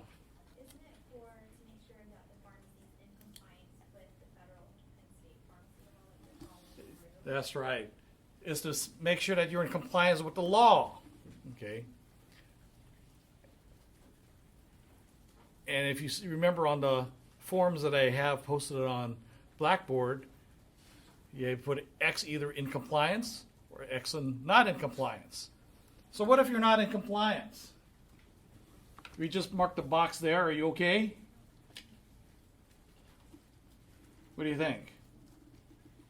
Is that like in class? You get a pass?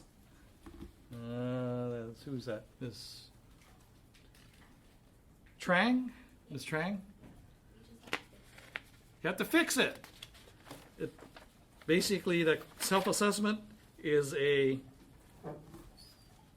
tool to help you come into compliance with the law. So if it says not in compliance, you have to bring it into compliance. You have to fix it.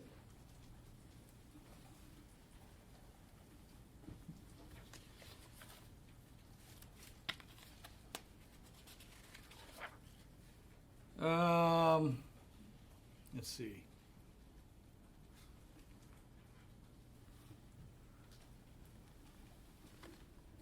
Anybody here? Just curious. You don't get points for this. Anybody here plan on being a pharmacy manager when they graduate? 2? Just 2? 3. Good for you. Next year in the springtime, I'll give you all the tools you're going to need. Okay? For the rest of you, you may want to start considering that option, because all the people that are going to be working in retail, that's the job that you're going to get offered. You're going to ask you want to work full time? I'll put you as PIC in this store. You don't want to be PIC? I'll give you a job as a floater You have to go to any store we tell you within a 50-mile radius. There's no guaranteed hours. Then they say, what do you want to do? Oh, incidentally, just because you take the floater position doesn't mean they defer your student loans. So that PIC position might start looking pretty good. And if it does, make sure you attend my talk in Disneyland about corresponding responsibility. You might want to change your mind. Talk about strict liability for the pharmacist in charge. Okay, so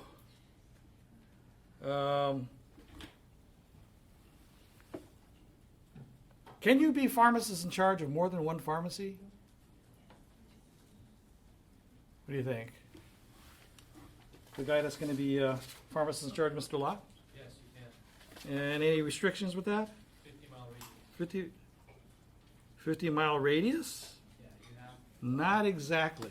Where are you from? Where's your hometown? Stockton. Stockton. Okay. So, okay.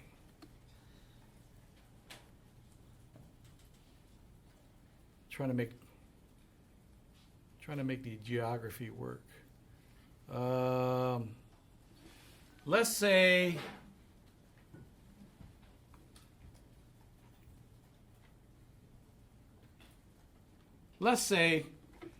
you want to make you PIC of a store in Stockton, and they want to add another store in Walnut Creek. If you look on the map, Walnut Creek and Stockton is about 50 miles apart. It has to be drivable. Has to be drivable 50 miles. Yeah. Okay. Can you drive 50 miles from Stockton to Walnut Creek? Isn't it more? Unless you have like a really good 4x4 to go over the hill. It's not drivable. The best example I give is if someone wants to be a PIC in Vallejo and in Daly City. Okay. It's 50 miles if you draw a straight line on a map. But you can't do it in 50 miles unless you have a car that drives over the water. It has to be a drivable, so it's not necessarily a radius. It has to be 50 drivable miles. Okay. Yes. So because you're crossing a bridge, it's not drivable? Yes. Unless you have one of those cars that, goes over the, what do they call it? The duck?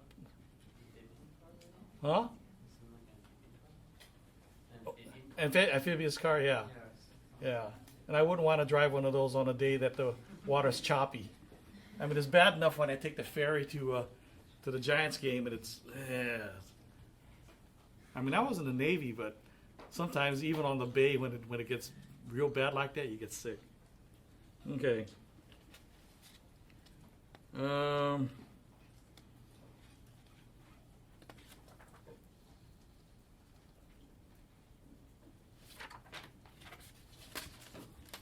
Let's see.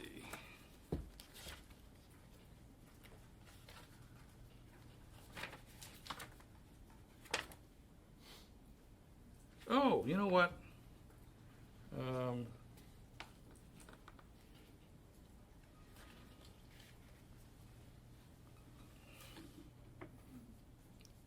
What is vermin? Tell me what vermin is? Could be rats. Could be insects. Okay. Are those permitted in the pharmacy? What are you going to do? Tell them, get out? Well, I told them to get out. They wouldn't follow my instructions. Okay. It says in the safety and operational standards that the pharmacy shall be free of vermin. Okay. So earlier today, I still see people have cake from Michelle's birthday, right? Is it permissible to have food in the dispensing area of the pharmacy? Why? Does it say is there anywhere in the code that it's not allowed?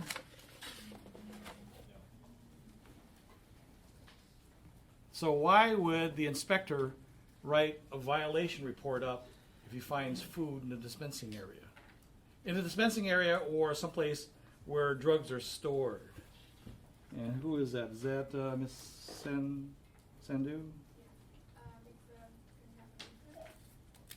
Contaminate what? The food or the drugs? Huh?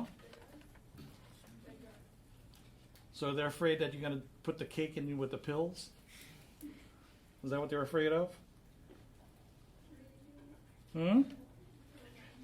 I'm sorry?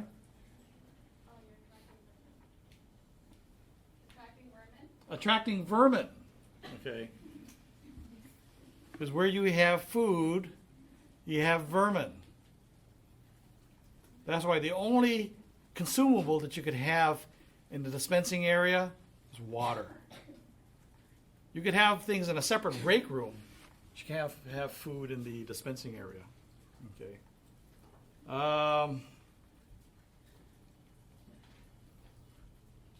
One of the people that raised their hand to say you want to be a pharmacy manager. What can you tell me about the barrier requirement for a pharmacy?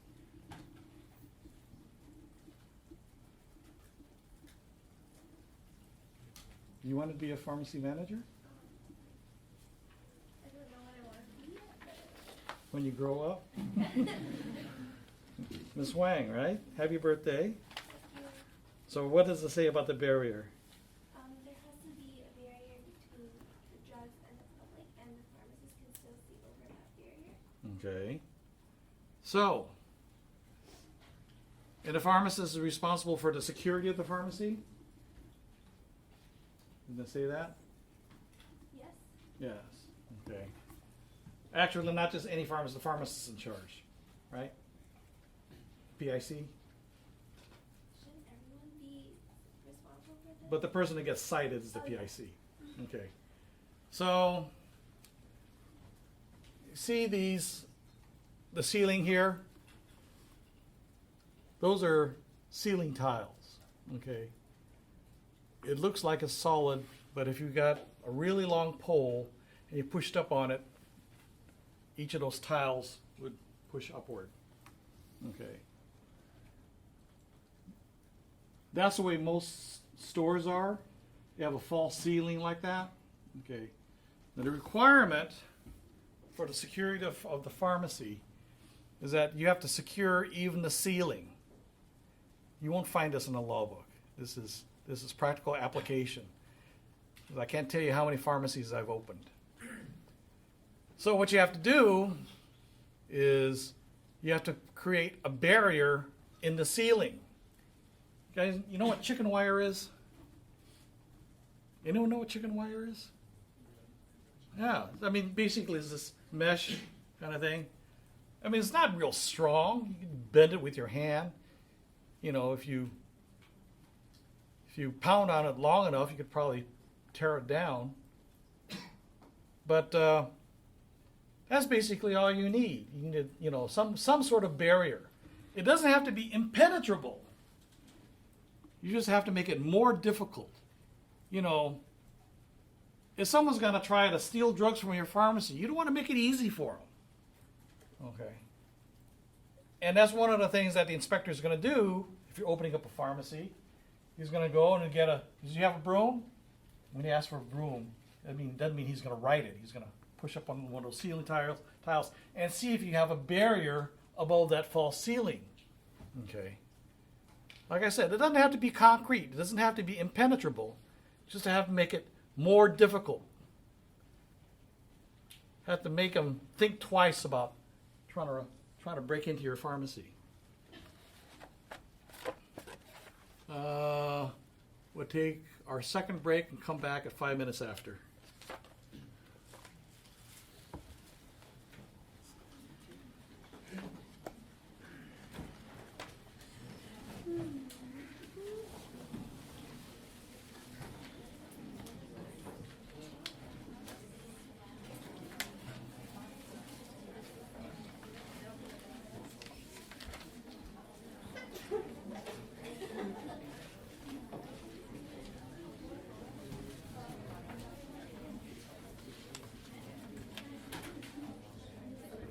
machine. Mhm. Is it possible to see where it's down with the points? Yeah, where are you? Sana, nasa yung RA.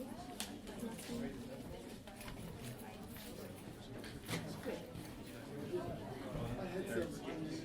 So you got 80%. Is that good enough? You want more? So we still have block C to get more participation. No. Oh, this is it? This is it. That's why I said this is the last thing you have me till next year. Oh, no, okay. Alright.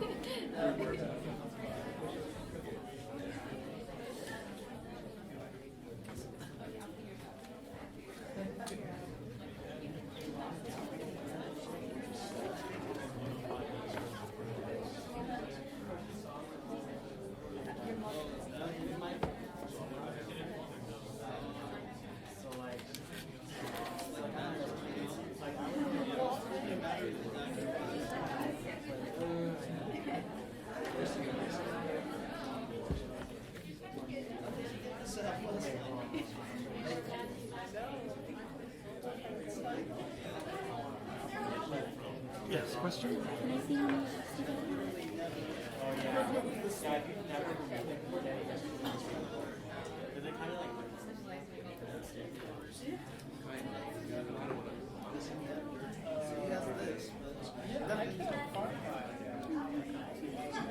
How many X's? How many X's do you have by your name? 3? Yeah, 80%.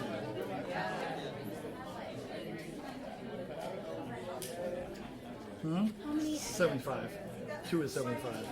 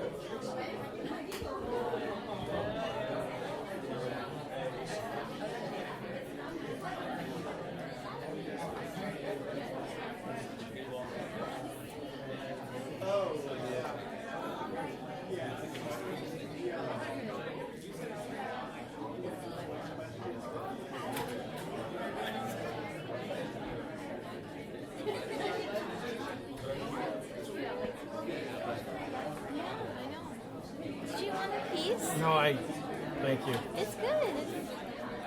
No?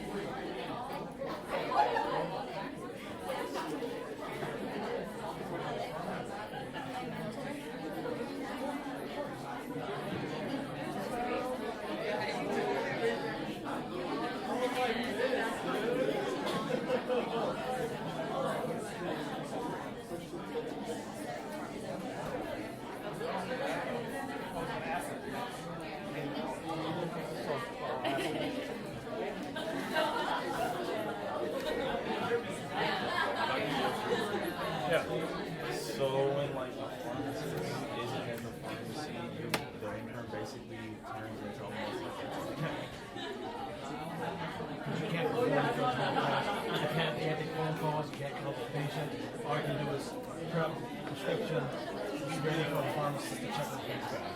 But that doesn't apply in a hospital setting as long as the pharmacist is somewhere on the grounds.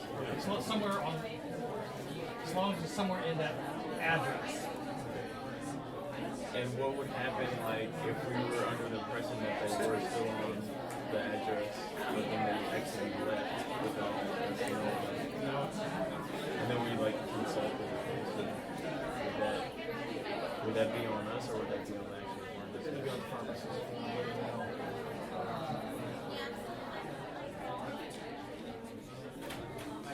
Yeah.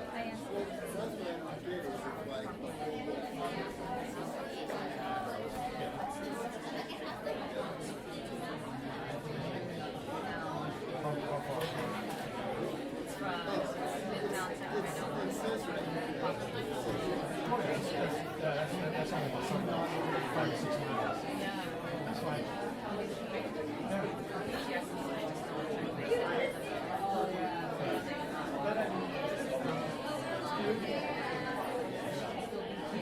Two facilities.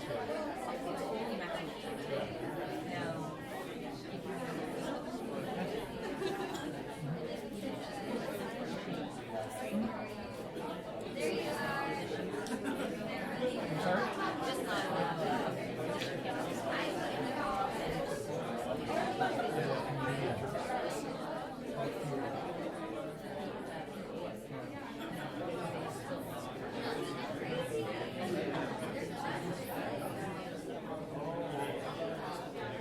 How about a dentist that's married to a pharmacist?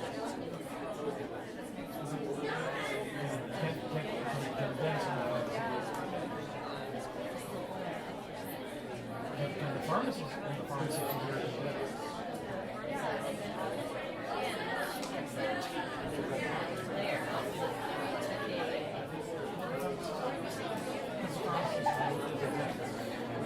Because she's exempt.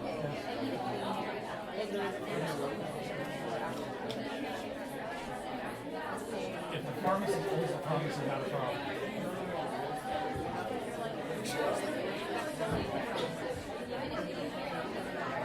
Because the exemption, there's an exemption for pharmacists. Pharmacists can always use the pharmacy. Unless the pharmacist is approved.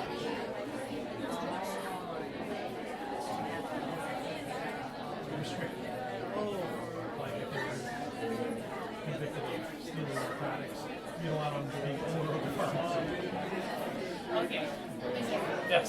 When you said that P4s got dismissed, The what? the two P4s got them. What would they get dismissed for? Failing 2 rotations. Because they weren't smart enough.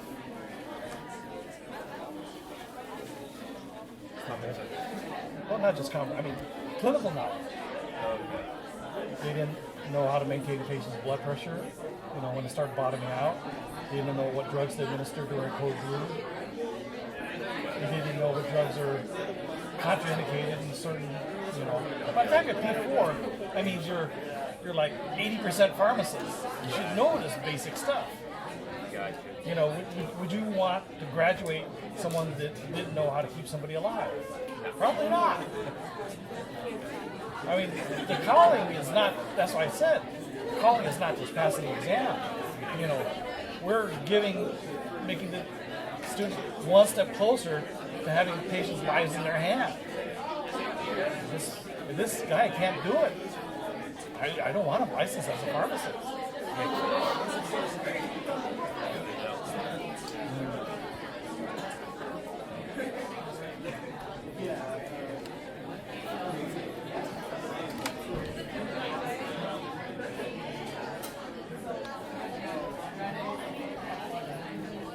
Okay, it's 5 after.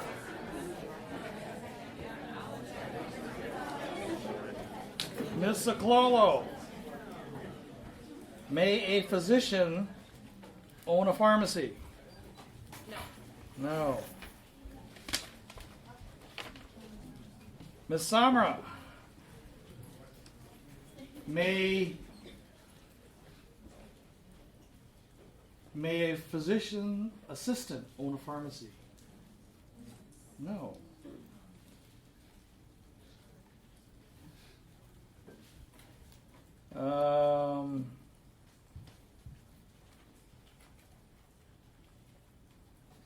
I'll call on somebody that I haven't called on for a while.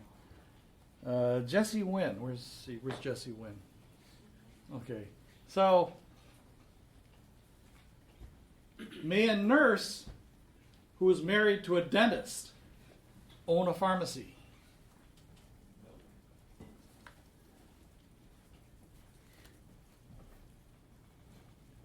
Ms. Morse, where are you? May a pharmacist own a pharmacy? Yes. I gave you the tough one, huh? Okay.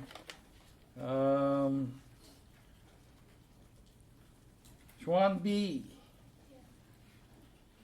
May a pharmacist who is married to a physician own a pharmacy?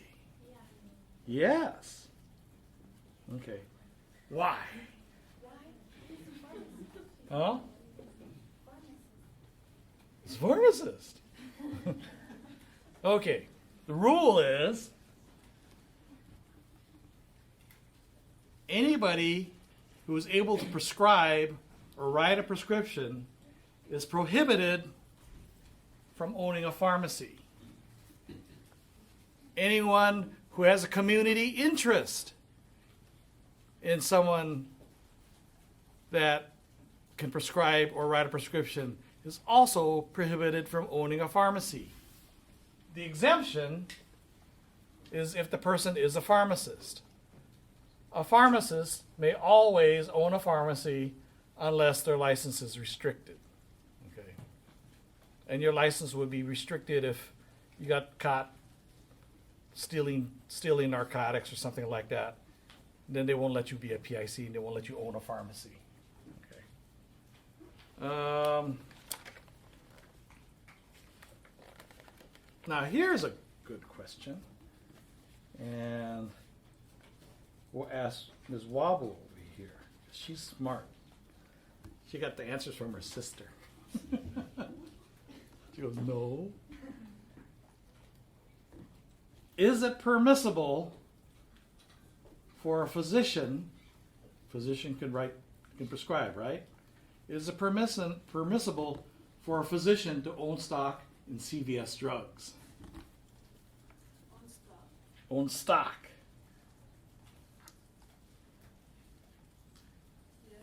Yes. Provided what? There's a caveat to that. Anybody know what the caveat is? Did you have your hand up? Yeah, kind of. Kind of? It's like someone that was like a woman being kind of pregnant. The physician can't hold more than a certain percentage of the stock. And what percentage is that? 10% can't own. Now, if you own 10% of outstanding CVS Drugs, you wouldn't need to do anything else. If you got that much money, right? But you can't own more than 10% of the outstanding stock of any pharmacy, okay? Or in this case, several pharmacies. But most of these companies like CVS, Walgreens, Rite Aid, they're pretty large. You have to have pretty sizable amount of money to own more than 10%. Okay.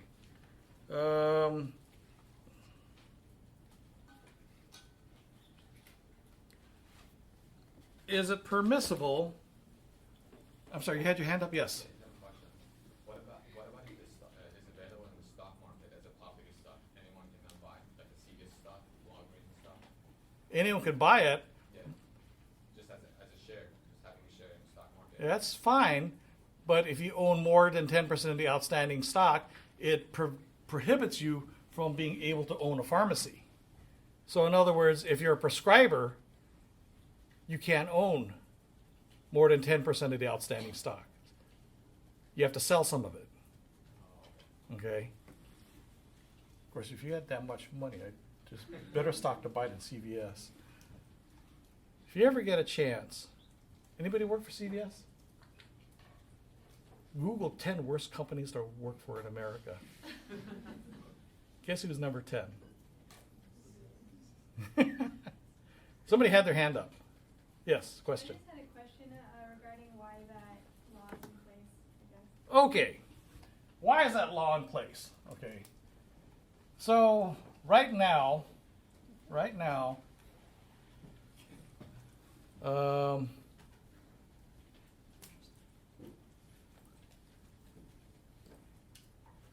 how much debt you can have when you get out of school? $250,000, around there, pretty much. Give or take 50,000. Yeah. Okay. So, number one goal. I don't know if you're going to do residency or anything, but let's say for the sake of argument, you're going to work retail. Okay. And say the job market's pretty tight.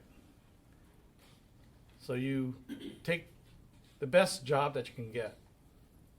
Okay. Now let's say, for example, that law didn't exist, and prescribers could own a pharmacy. Okay. So this physician is prescribing all these expensive drugs, and he's telling the patient, go downstairs and get it filled at the pharmacy downstairs. Why would he do that? He'd make more money. Now do you see why prescribers are prohibited from owning a pharmacy? There's another reason. Okay. In terms of opiate abuse,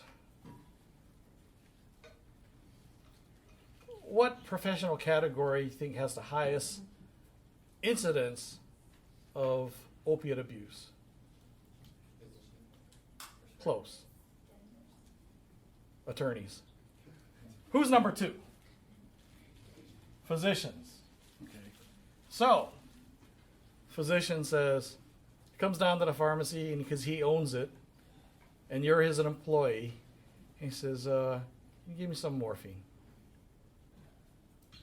What are you going to do? You want your job? You're selling the morphine, right? That's why they don't let prescribers own the pharmacy. Now that got kind of sticky in before 2006. Right around 2006 when they changed the law to let pharmacists initiate drug therapy. Okay. Not just modify, but start drug therapy. Then they had to add something else in there that said they made an exemption for pharmacists because the incidence of pharmacist habituation with opiates is no greater than the population at large. Maybe because you spend 4 years learning about how this crap will really screw you up. But I've seen enough pharmacists either lose their license or they have their license disciplined because of opiate use. The closest one was a guy graduated a year after me from Stockton. And let's see, when was it? Last week, 2 weeks ago, I sent out, you probably deleted it. I sent out the latest edition of what they call the script. It's the newsletter from the Board of Pharmacy. Anyone remember that? Everybody just deleted it. Well, after you've been licensed for a while, you get into a habit of looking at it and you go straight to the back page. Okay? The back page lists all the pharmacies and all the techs and all the pharmacies that have been disciplined by the board. In other words, people that have lost their license. And we're all morbid like that. So we always go to the back page to see if there's anyone we know. And every once in a while you see somebody. There's that one fella that graduated class after me. There's one guy, I feel sorry for him. His wife used to work for me, and she died of cancer. She was only, how old was she? 34 years old, and he had a little boy, 7. I think it was too much for him because he owned his own pharmacy in Winters. You know where Winters is? It's out by Davis. It's where they grow a lot of almonds. Anyway, he started taking the Vicodin from the stock, and the Board of Pharmacy inspector caught him, so he lost his license. And then we had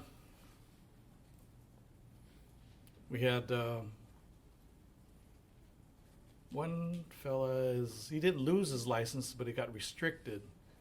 Unfortunately, he was a Touro grad, and he was stealing from another Touro grad, who was his preceptor. As a matter of fact, next year you might have him for a lecture. I'm thinking about bringing him in to give a guest lecture for community pharmacy. And his wife is a P2.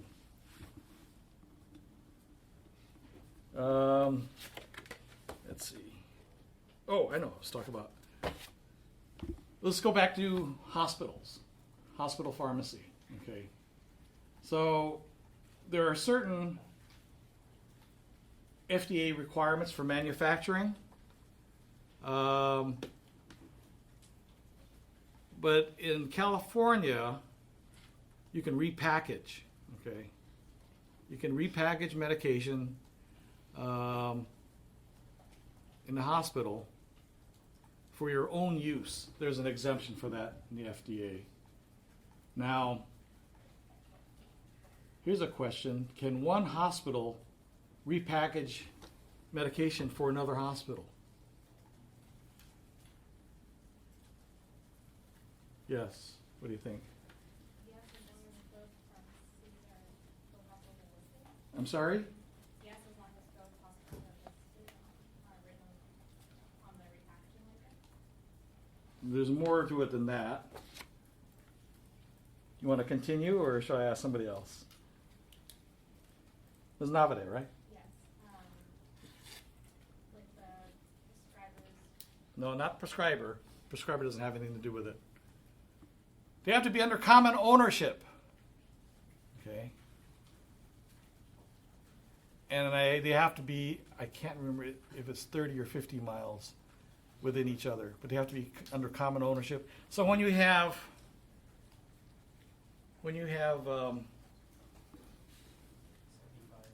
is it 75? 75 miles? That makes sense. Okay. So, anybody from Sacramento? Okay, so you folks from Sacramento know about the Sutter hospitals, Sutter General, Sutter Memorial, Sutter Davis. Anybody know Sutter Davis? Small little place. Probably have a census of about 40 patients, maybe 50, 80 on a busy day. You think they have the money to buy their own unidose packaging equipment? No.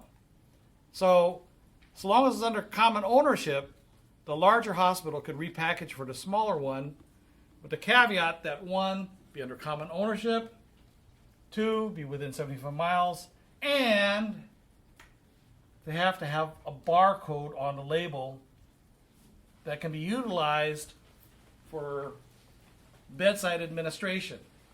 So let me explain how that works nowadays with you high-tech kids. So usually the nurse in the hospital either has a laptop on a stand, or some places they even have the computer in the patient's room. So the nurse goes in, she logs in. The better places, she just swipes her ID badge and then puts her fingerprint with the biometric reader, and it brings up, this is welcome nurse so-and-so. And she gets the barcode reader and scans the patient's wristband, okay? And she presses pharmacy, and it brings up all the medications that are due, okay, that the nurse is supposed to give. And then she gets all the meds that she's supposed to give to that patient, and there's a barcode label on each med, because in the packaging, that's what's required. She scans each barcode, okay? Each medication has to match what's due at that time. If there's not an exact match, the drug, the dose, the patient, the time, it flashes a warning. Tells the nurse that you're about to make a medication error. And we tell the nurses, unless you know exactly what you're doing, you cancel that transaction, you exit out, and don't give the med. There are certain exceptions, like in a code blue, where the patient stopped breathing or their heart stopped.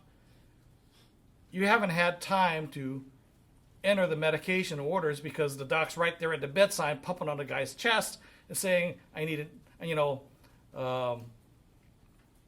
1 amp of epinephrine, 1 amp of calcium, whatever, okay? Atropine given right now, so you have to basically override it, but that's the exception. Usually everything is entered into the computer system, okay, and it's barcoded. So that's the requirement, is that the whatever is being repackaged have a barcode on the label. Any questions about that? Unless you've actually seen it, it's difficult to imagine.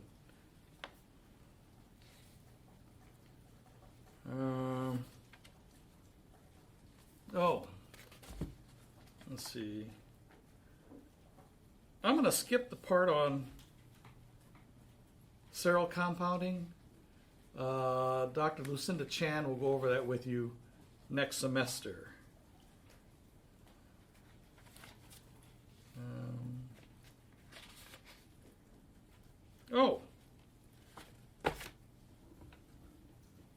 Who can tell me, for extra points, what the requirements are for continuing education?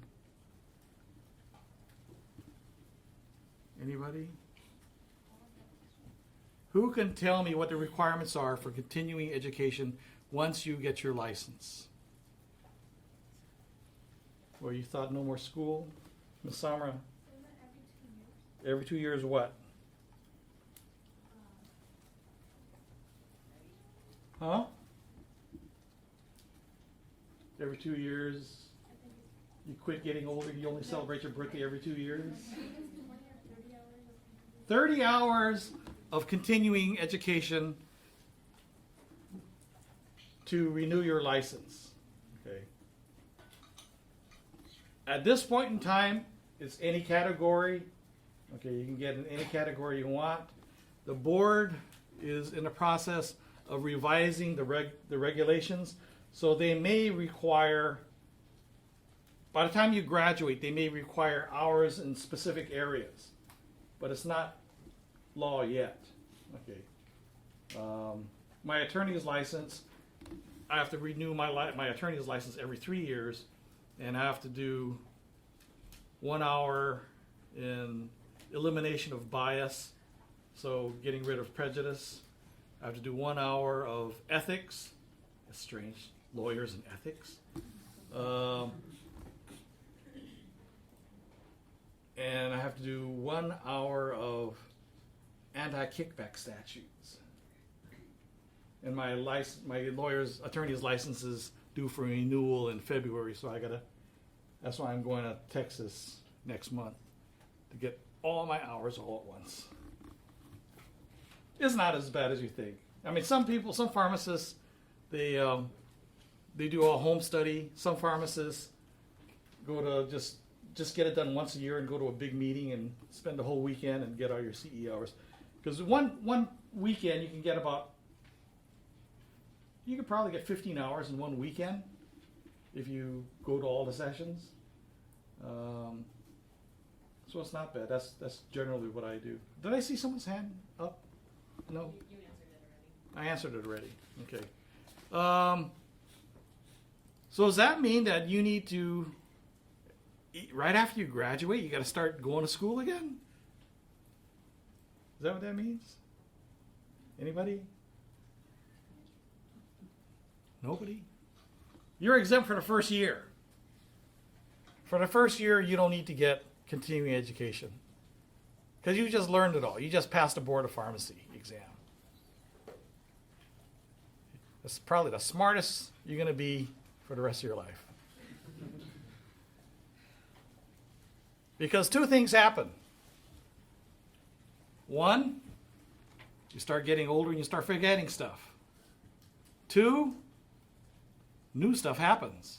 New drugs come out, different ways to use the existing drugs. Laws change. So you have to go and get your continuing education in order to keep up. Now, let's talk about SB 493. We talked about it a little bit last time, but we didn't talk about advanced practice pharmacists.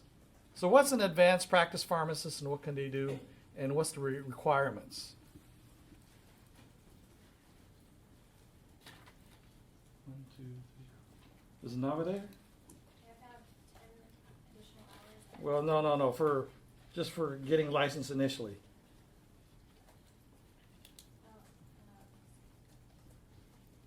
What qualifies you? What qualifies a person to get an advanced practice pharmacist license? Can someone apply for an advanced practice pharmacist license if they just graduated from pharmacy school? No. What's required? One, two.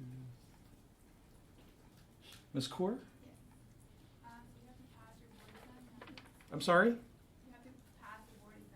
have to pass the board exam. But you had to do that to get licensed.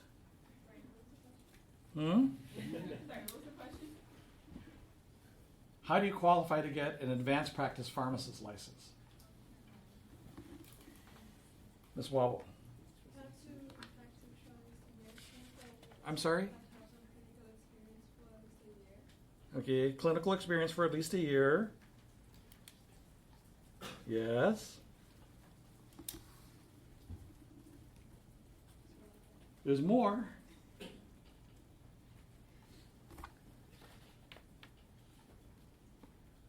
Mr. Kubati? 1 year residency? Any kind of residency? Clinical residency. Okay. And? There's an exam too, right? No. We need 2 out of the 3 things. Okay, so we said experience, residency, and it's not there. Okay, board certification. So you have to have 2 out of the 3 to at least qualify. So, Mr. Gabati, maybe what you were thinking of is this is one of those things where you can influence legislation or influence the regulations. Because when the bill was being drafted, they said board certification or a certificate of competency by a program approved by the Board of Pharmacy. Okay. Maybe that's what you were thinking of. Okay. Doesn't matter what I said. Yeah, that's right.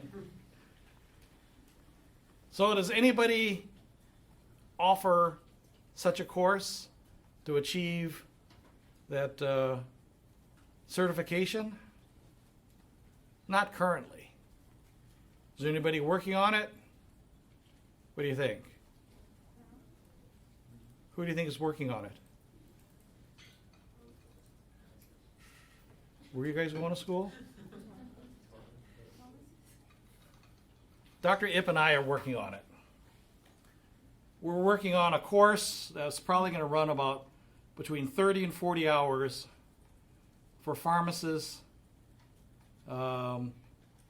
that work in a hospital that have lots of clinical experience but aren't board certified and have never done a residency.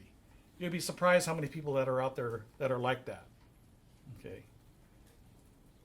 So while we're talking about that, I think we talked about this last time, but what are the requirements for pharmacists to be able to write a prescription in a licensed medical facility?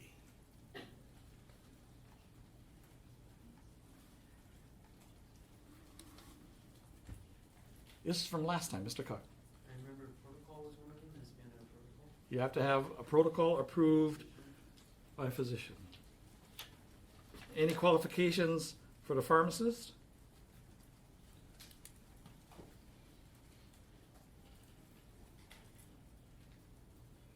Other than they have to have a license. No, there's not. Okay, how about instead of a licensed healthcare facility, if a pharmacist is going to be writing prescriptions in a medical clinic, what are the requirements for the pharmacist? Anybody? We talked about this last time. You think it might be on the exam? There are two ways they can qualify.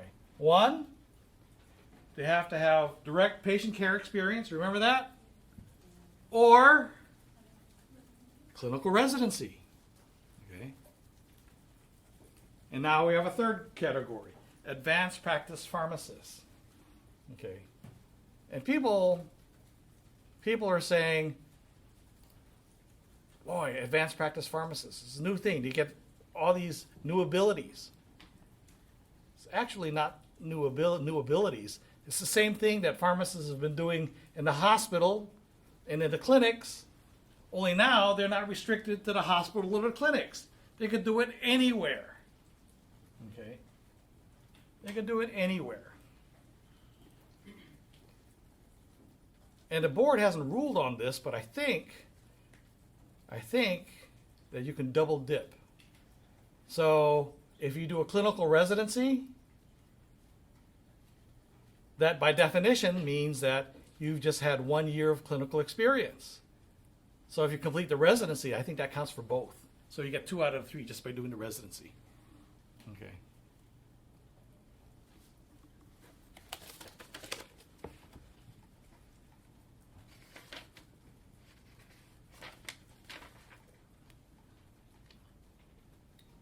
Oh, let's talk about, who can tell me about the Pharmacist Recovery Program? I think I touched on it last time. The Pharmacy Recovery Program, sometimes it's called the Impaired Provider Program.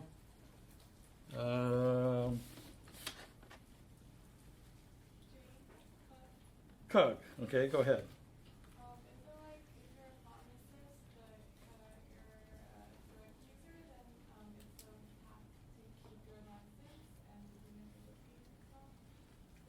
Can the board force you into the program? Can they force you into the program? I can't hear that. No. Because the program is what? It's what? Voluntary. Okay. It's a voluntary program. And if you volunteer for this program, your license will be restricted. Means that you can never work by yourself. You can't be a PIC. You can't precept interns. So why the heck would you want to volunteer for this program? Sure beats the heck out of not having a license and not being able to work. Okay. So it's not like they'll force you into it, but it's more like one of those things, you know, like they have the old TV shows or old movies, like in The Godfather. He says, I got the contract, and before we leave here today, either your signature is going to be on the contract or your brains. You pick. So it's not much of a choice, but in the law it does say voluntary. You could choose to surrender your license if you don't want to go through that impaired provider program. And in the impaired provider program, part of the requirements is that you have to go to either Narconon or Alcoholics Anonymous meetings, sometimes once, sometimes twice a week. You have to go through drug testing on a weekly basis at your expense, and you have to meet with a board of pharmacy inspector twice a year, and it is your responsibility to notify your employer that you're in the impaired program, impaired provider program, that your license is restricted. Let's see.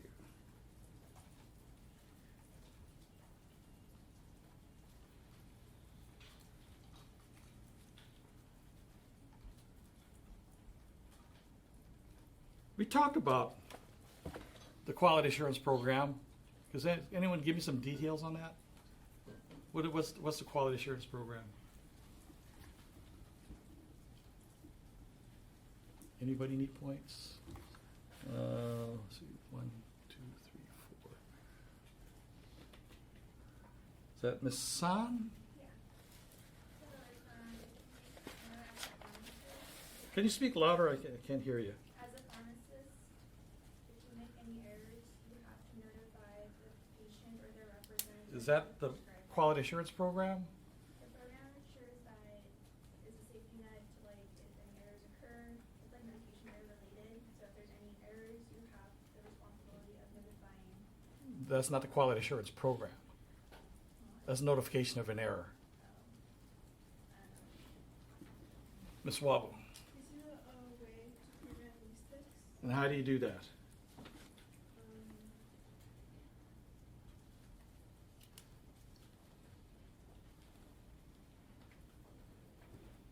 Is it prospective or is it retrospective, Ms. Samra?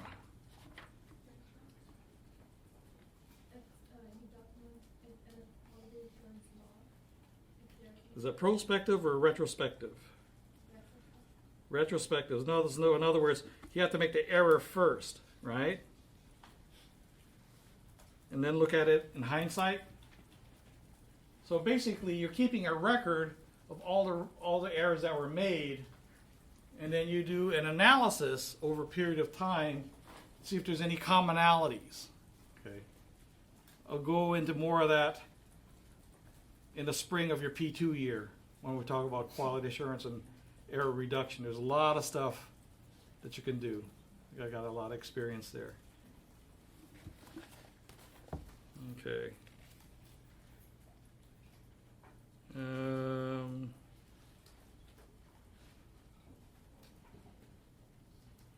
Here's an easy one. For when you get the deliveries, most pharmacies get their daily deliveries from the wholesaler. Can a clerk sign for the delivery? Can a tech sign for it? Who has to sign for it? It has to be a pharmacist. So for quality assurance, do you guys know the story about the Target in LA? No? Okay. Would it surprise you that at the Target in Los Angeles, there was a technician that stole over $1 million worth of Norco over 2 years? That's one of the things I'm going to be talking about at the end of the month in Disneyland. The pharmacy manager, this happened for over 2 years, okay? So what the tech would do is she'd look at the schedule, and on a day where she's working 2 days in a row, she would go and order 6 bottles of 500 Norco. We're talking about the 10, 320, the good shit. The stuff that's real high street value, okay? She ordered 6 bottles of 500. And then when she check it in, so she would order it and she'd check it in. That's number one mistake, okay? For quality assurance, quality control, the person that orders it is never the person that checks it in, okay? You want those duties separated, okay? So she would order 6 bottles of 500 Norco. She'd check it in at the station that's furthest away from the pharmacist. Okay. And then when she check in the Norco, she put it in a bag, and she'd take the invoice, the receipt that says what got shipped, put that in there too, and she put it in the break room. And then when the pharmacist went to lunch, she'd take three bottles of Norco, bring it out to her car, put it in her car. Then later on in the afternoon when she went on her break, she'd take the other 3 bottles, put it in her car. So she did this for 2 years. Over $1 million worth. And it was just by accident that the manager goes in the break room. He says, "What's this Norco doing here?" Because the store doesn't even stock Norco. The store doesn't even stock it. So he calls corporate. They put up a loss prevention, surveillance, put a camera all over the pharmacy. And they saw the technician checking it and putting it in the back. So they stopped her, and they caught her with 1,500 Norco. Okay. And then, of course, they had the Board of Pharmacy hearing, and her license was revoked. And I think she got jail time. I'm pretty sure she got jail time. And then the pharmacy manager was surprised because he also got cited for a violation. Okay. And he says, "Wait a minute." It's like John Belushi. "It's not my fault. I didn't know." And the Board of Pharmacy says, "You had a technician steal over $1 million of worth of Norco for 2 years, and you didn't know?" "No, I didn't know. She didn't tell me she was stealing." So this is where it introduces a legal fiction. Okay, the pharmacist in charge either knew or should have known. The pharmacist in charge is responsible for establishing controls of controlled substances to make sure that the drugs that they're under their supervision are being maintained. Okay. So this guy didn't like it, and he filed an appeal with the California Court of Appeals, and of course he lost. Okay. He says, "I didn't even know about this." But the Board of Pharmacy holds the pharmacist in charge strictly liable for everything that goes on in the pharmacy. Okay. And have you guys met Dr. Kakachi, Larry Kakachi in Track 5? No? Some of you have, some of you haven't. Anyway, Dr. Kakachi and I used to work together at Kaiser. He used to be the manager of the Kaiser San Rafael Hospital. And Dr. Kakachi comes to me, and he's, because I circulated this to the faculty.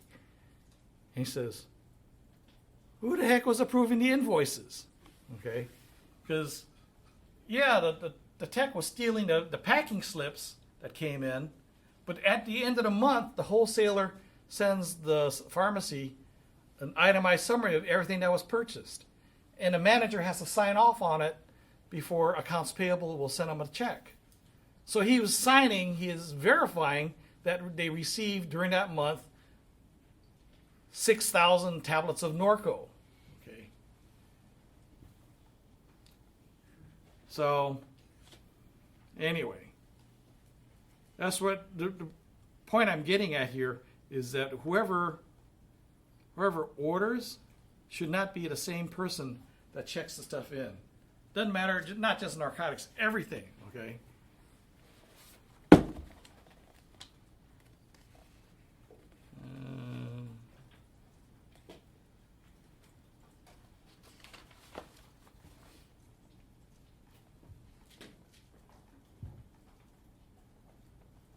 I think you know most of the other stuff here. Compounding area.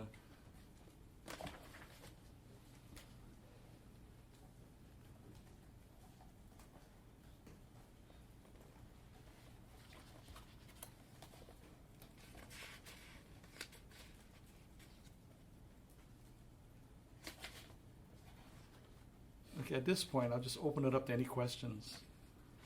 I think we covered most of the material that's going to be on the exam. Anything? No questions? Yes. Is regular compounding going to be on the test or just not sterile? Regular compounding will be. Well, since you asked, what's required for regular compounding?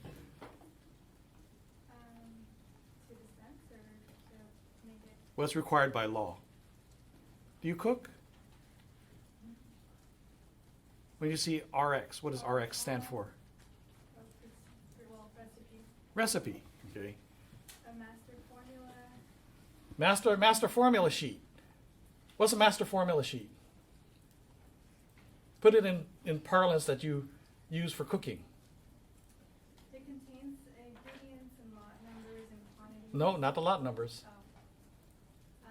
Here's your recipe card. Cup of flour, cup of sugar, right? Only instead of cup of flour, a cup of sugar. This is crude coal tar, white petrolatum, how much, right? Mineral oil. That one, with the master formula, that one has the equipment used too, right?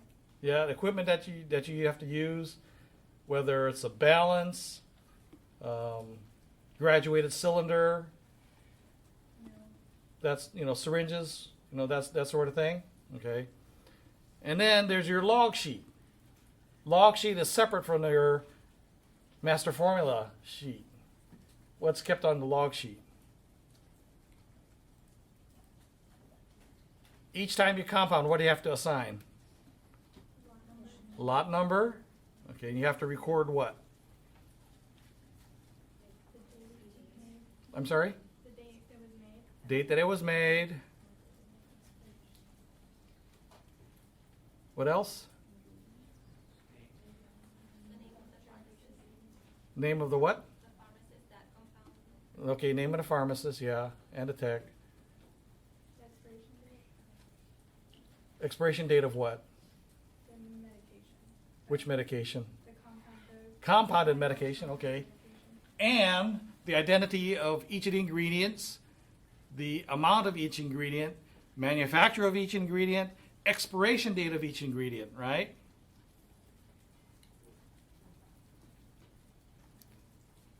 And what else?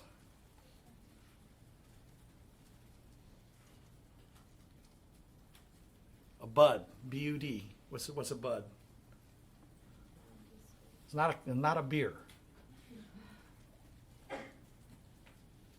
It's different from expiration date. Because expiration date is assigned by the manufacturer. What's a bud? Let's see. Is that Jenny? No. Cynthia. Beyond use date. What is a beyond use date? I'm sorry? And how do you ascertain the beyond use date?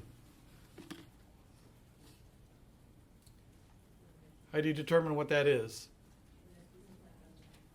I can't hear you.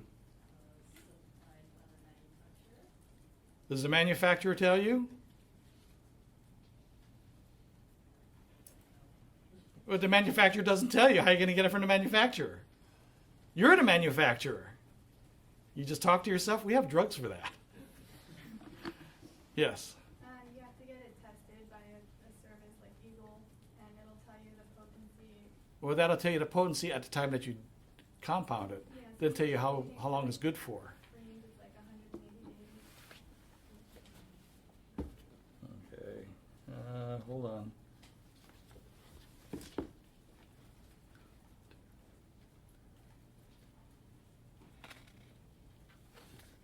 Let me make sure I get everyone credit.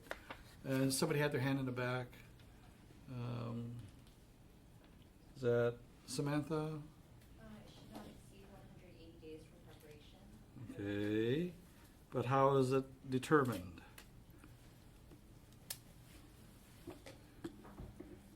It can be arbitrary. Usually, if you do a literature search, it'll give you a scientific study. They'll look at that, whoever compounded that previously, and say they tested it. That doesn't mean it's not good beyond that date, but that's as far as they tested it. Okay. So actually, if you have data, it is possible for it to go beyond 180 days. I saw another hand. Yes. Is it based off the expiration date of the manufacturer? Well, no. It can't exceed that, but it's not based on that. Mr. Cug? There's also the shortest expiration of any ingredient. Right. So whichever. Yeah, so you can't have something else, just because you mix it up doesn't extend the expiration date. Okay. And that was Mr. Lee over there earlier, right? Okay.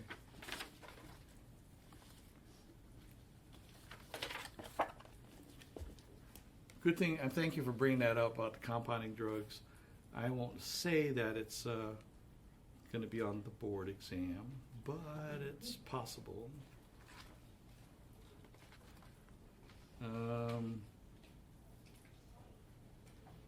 Other questions? No? How was the last block exam? Tough? Easy? Then how come people didn't do better? I got bad news.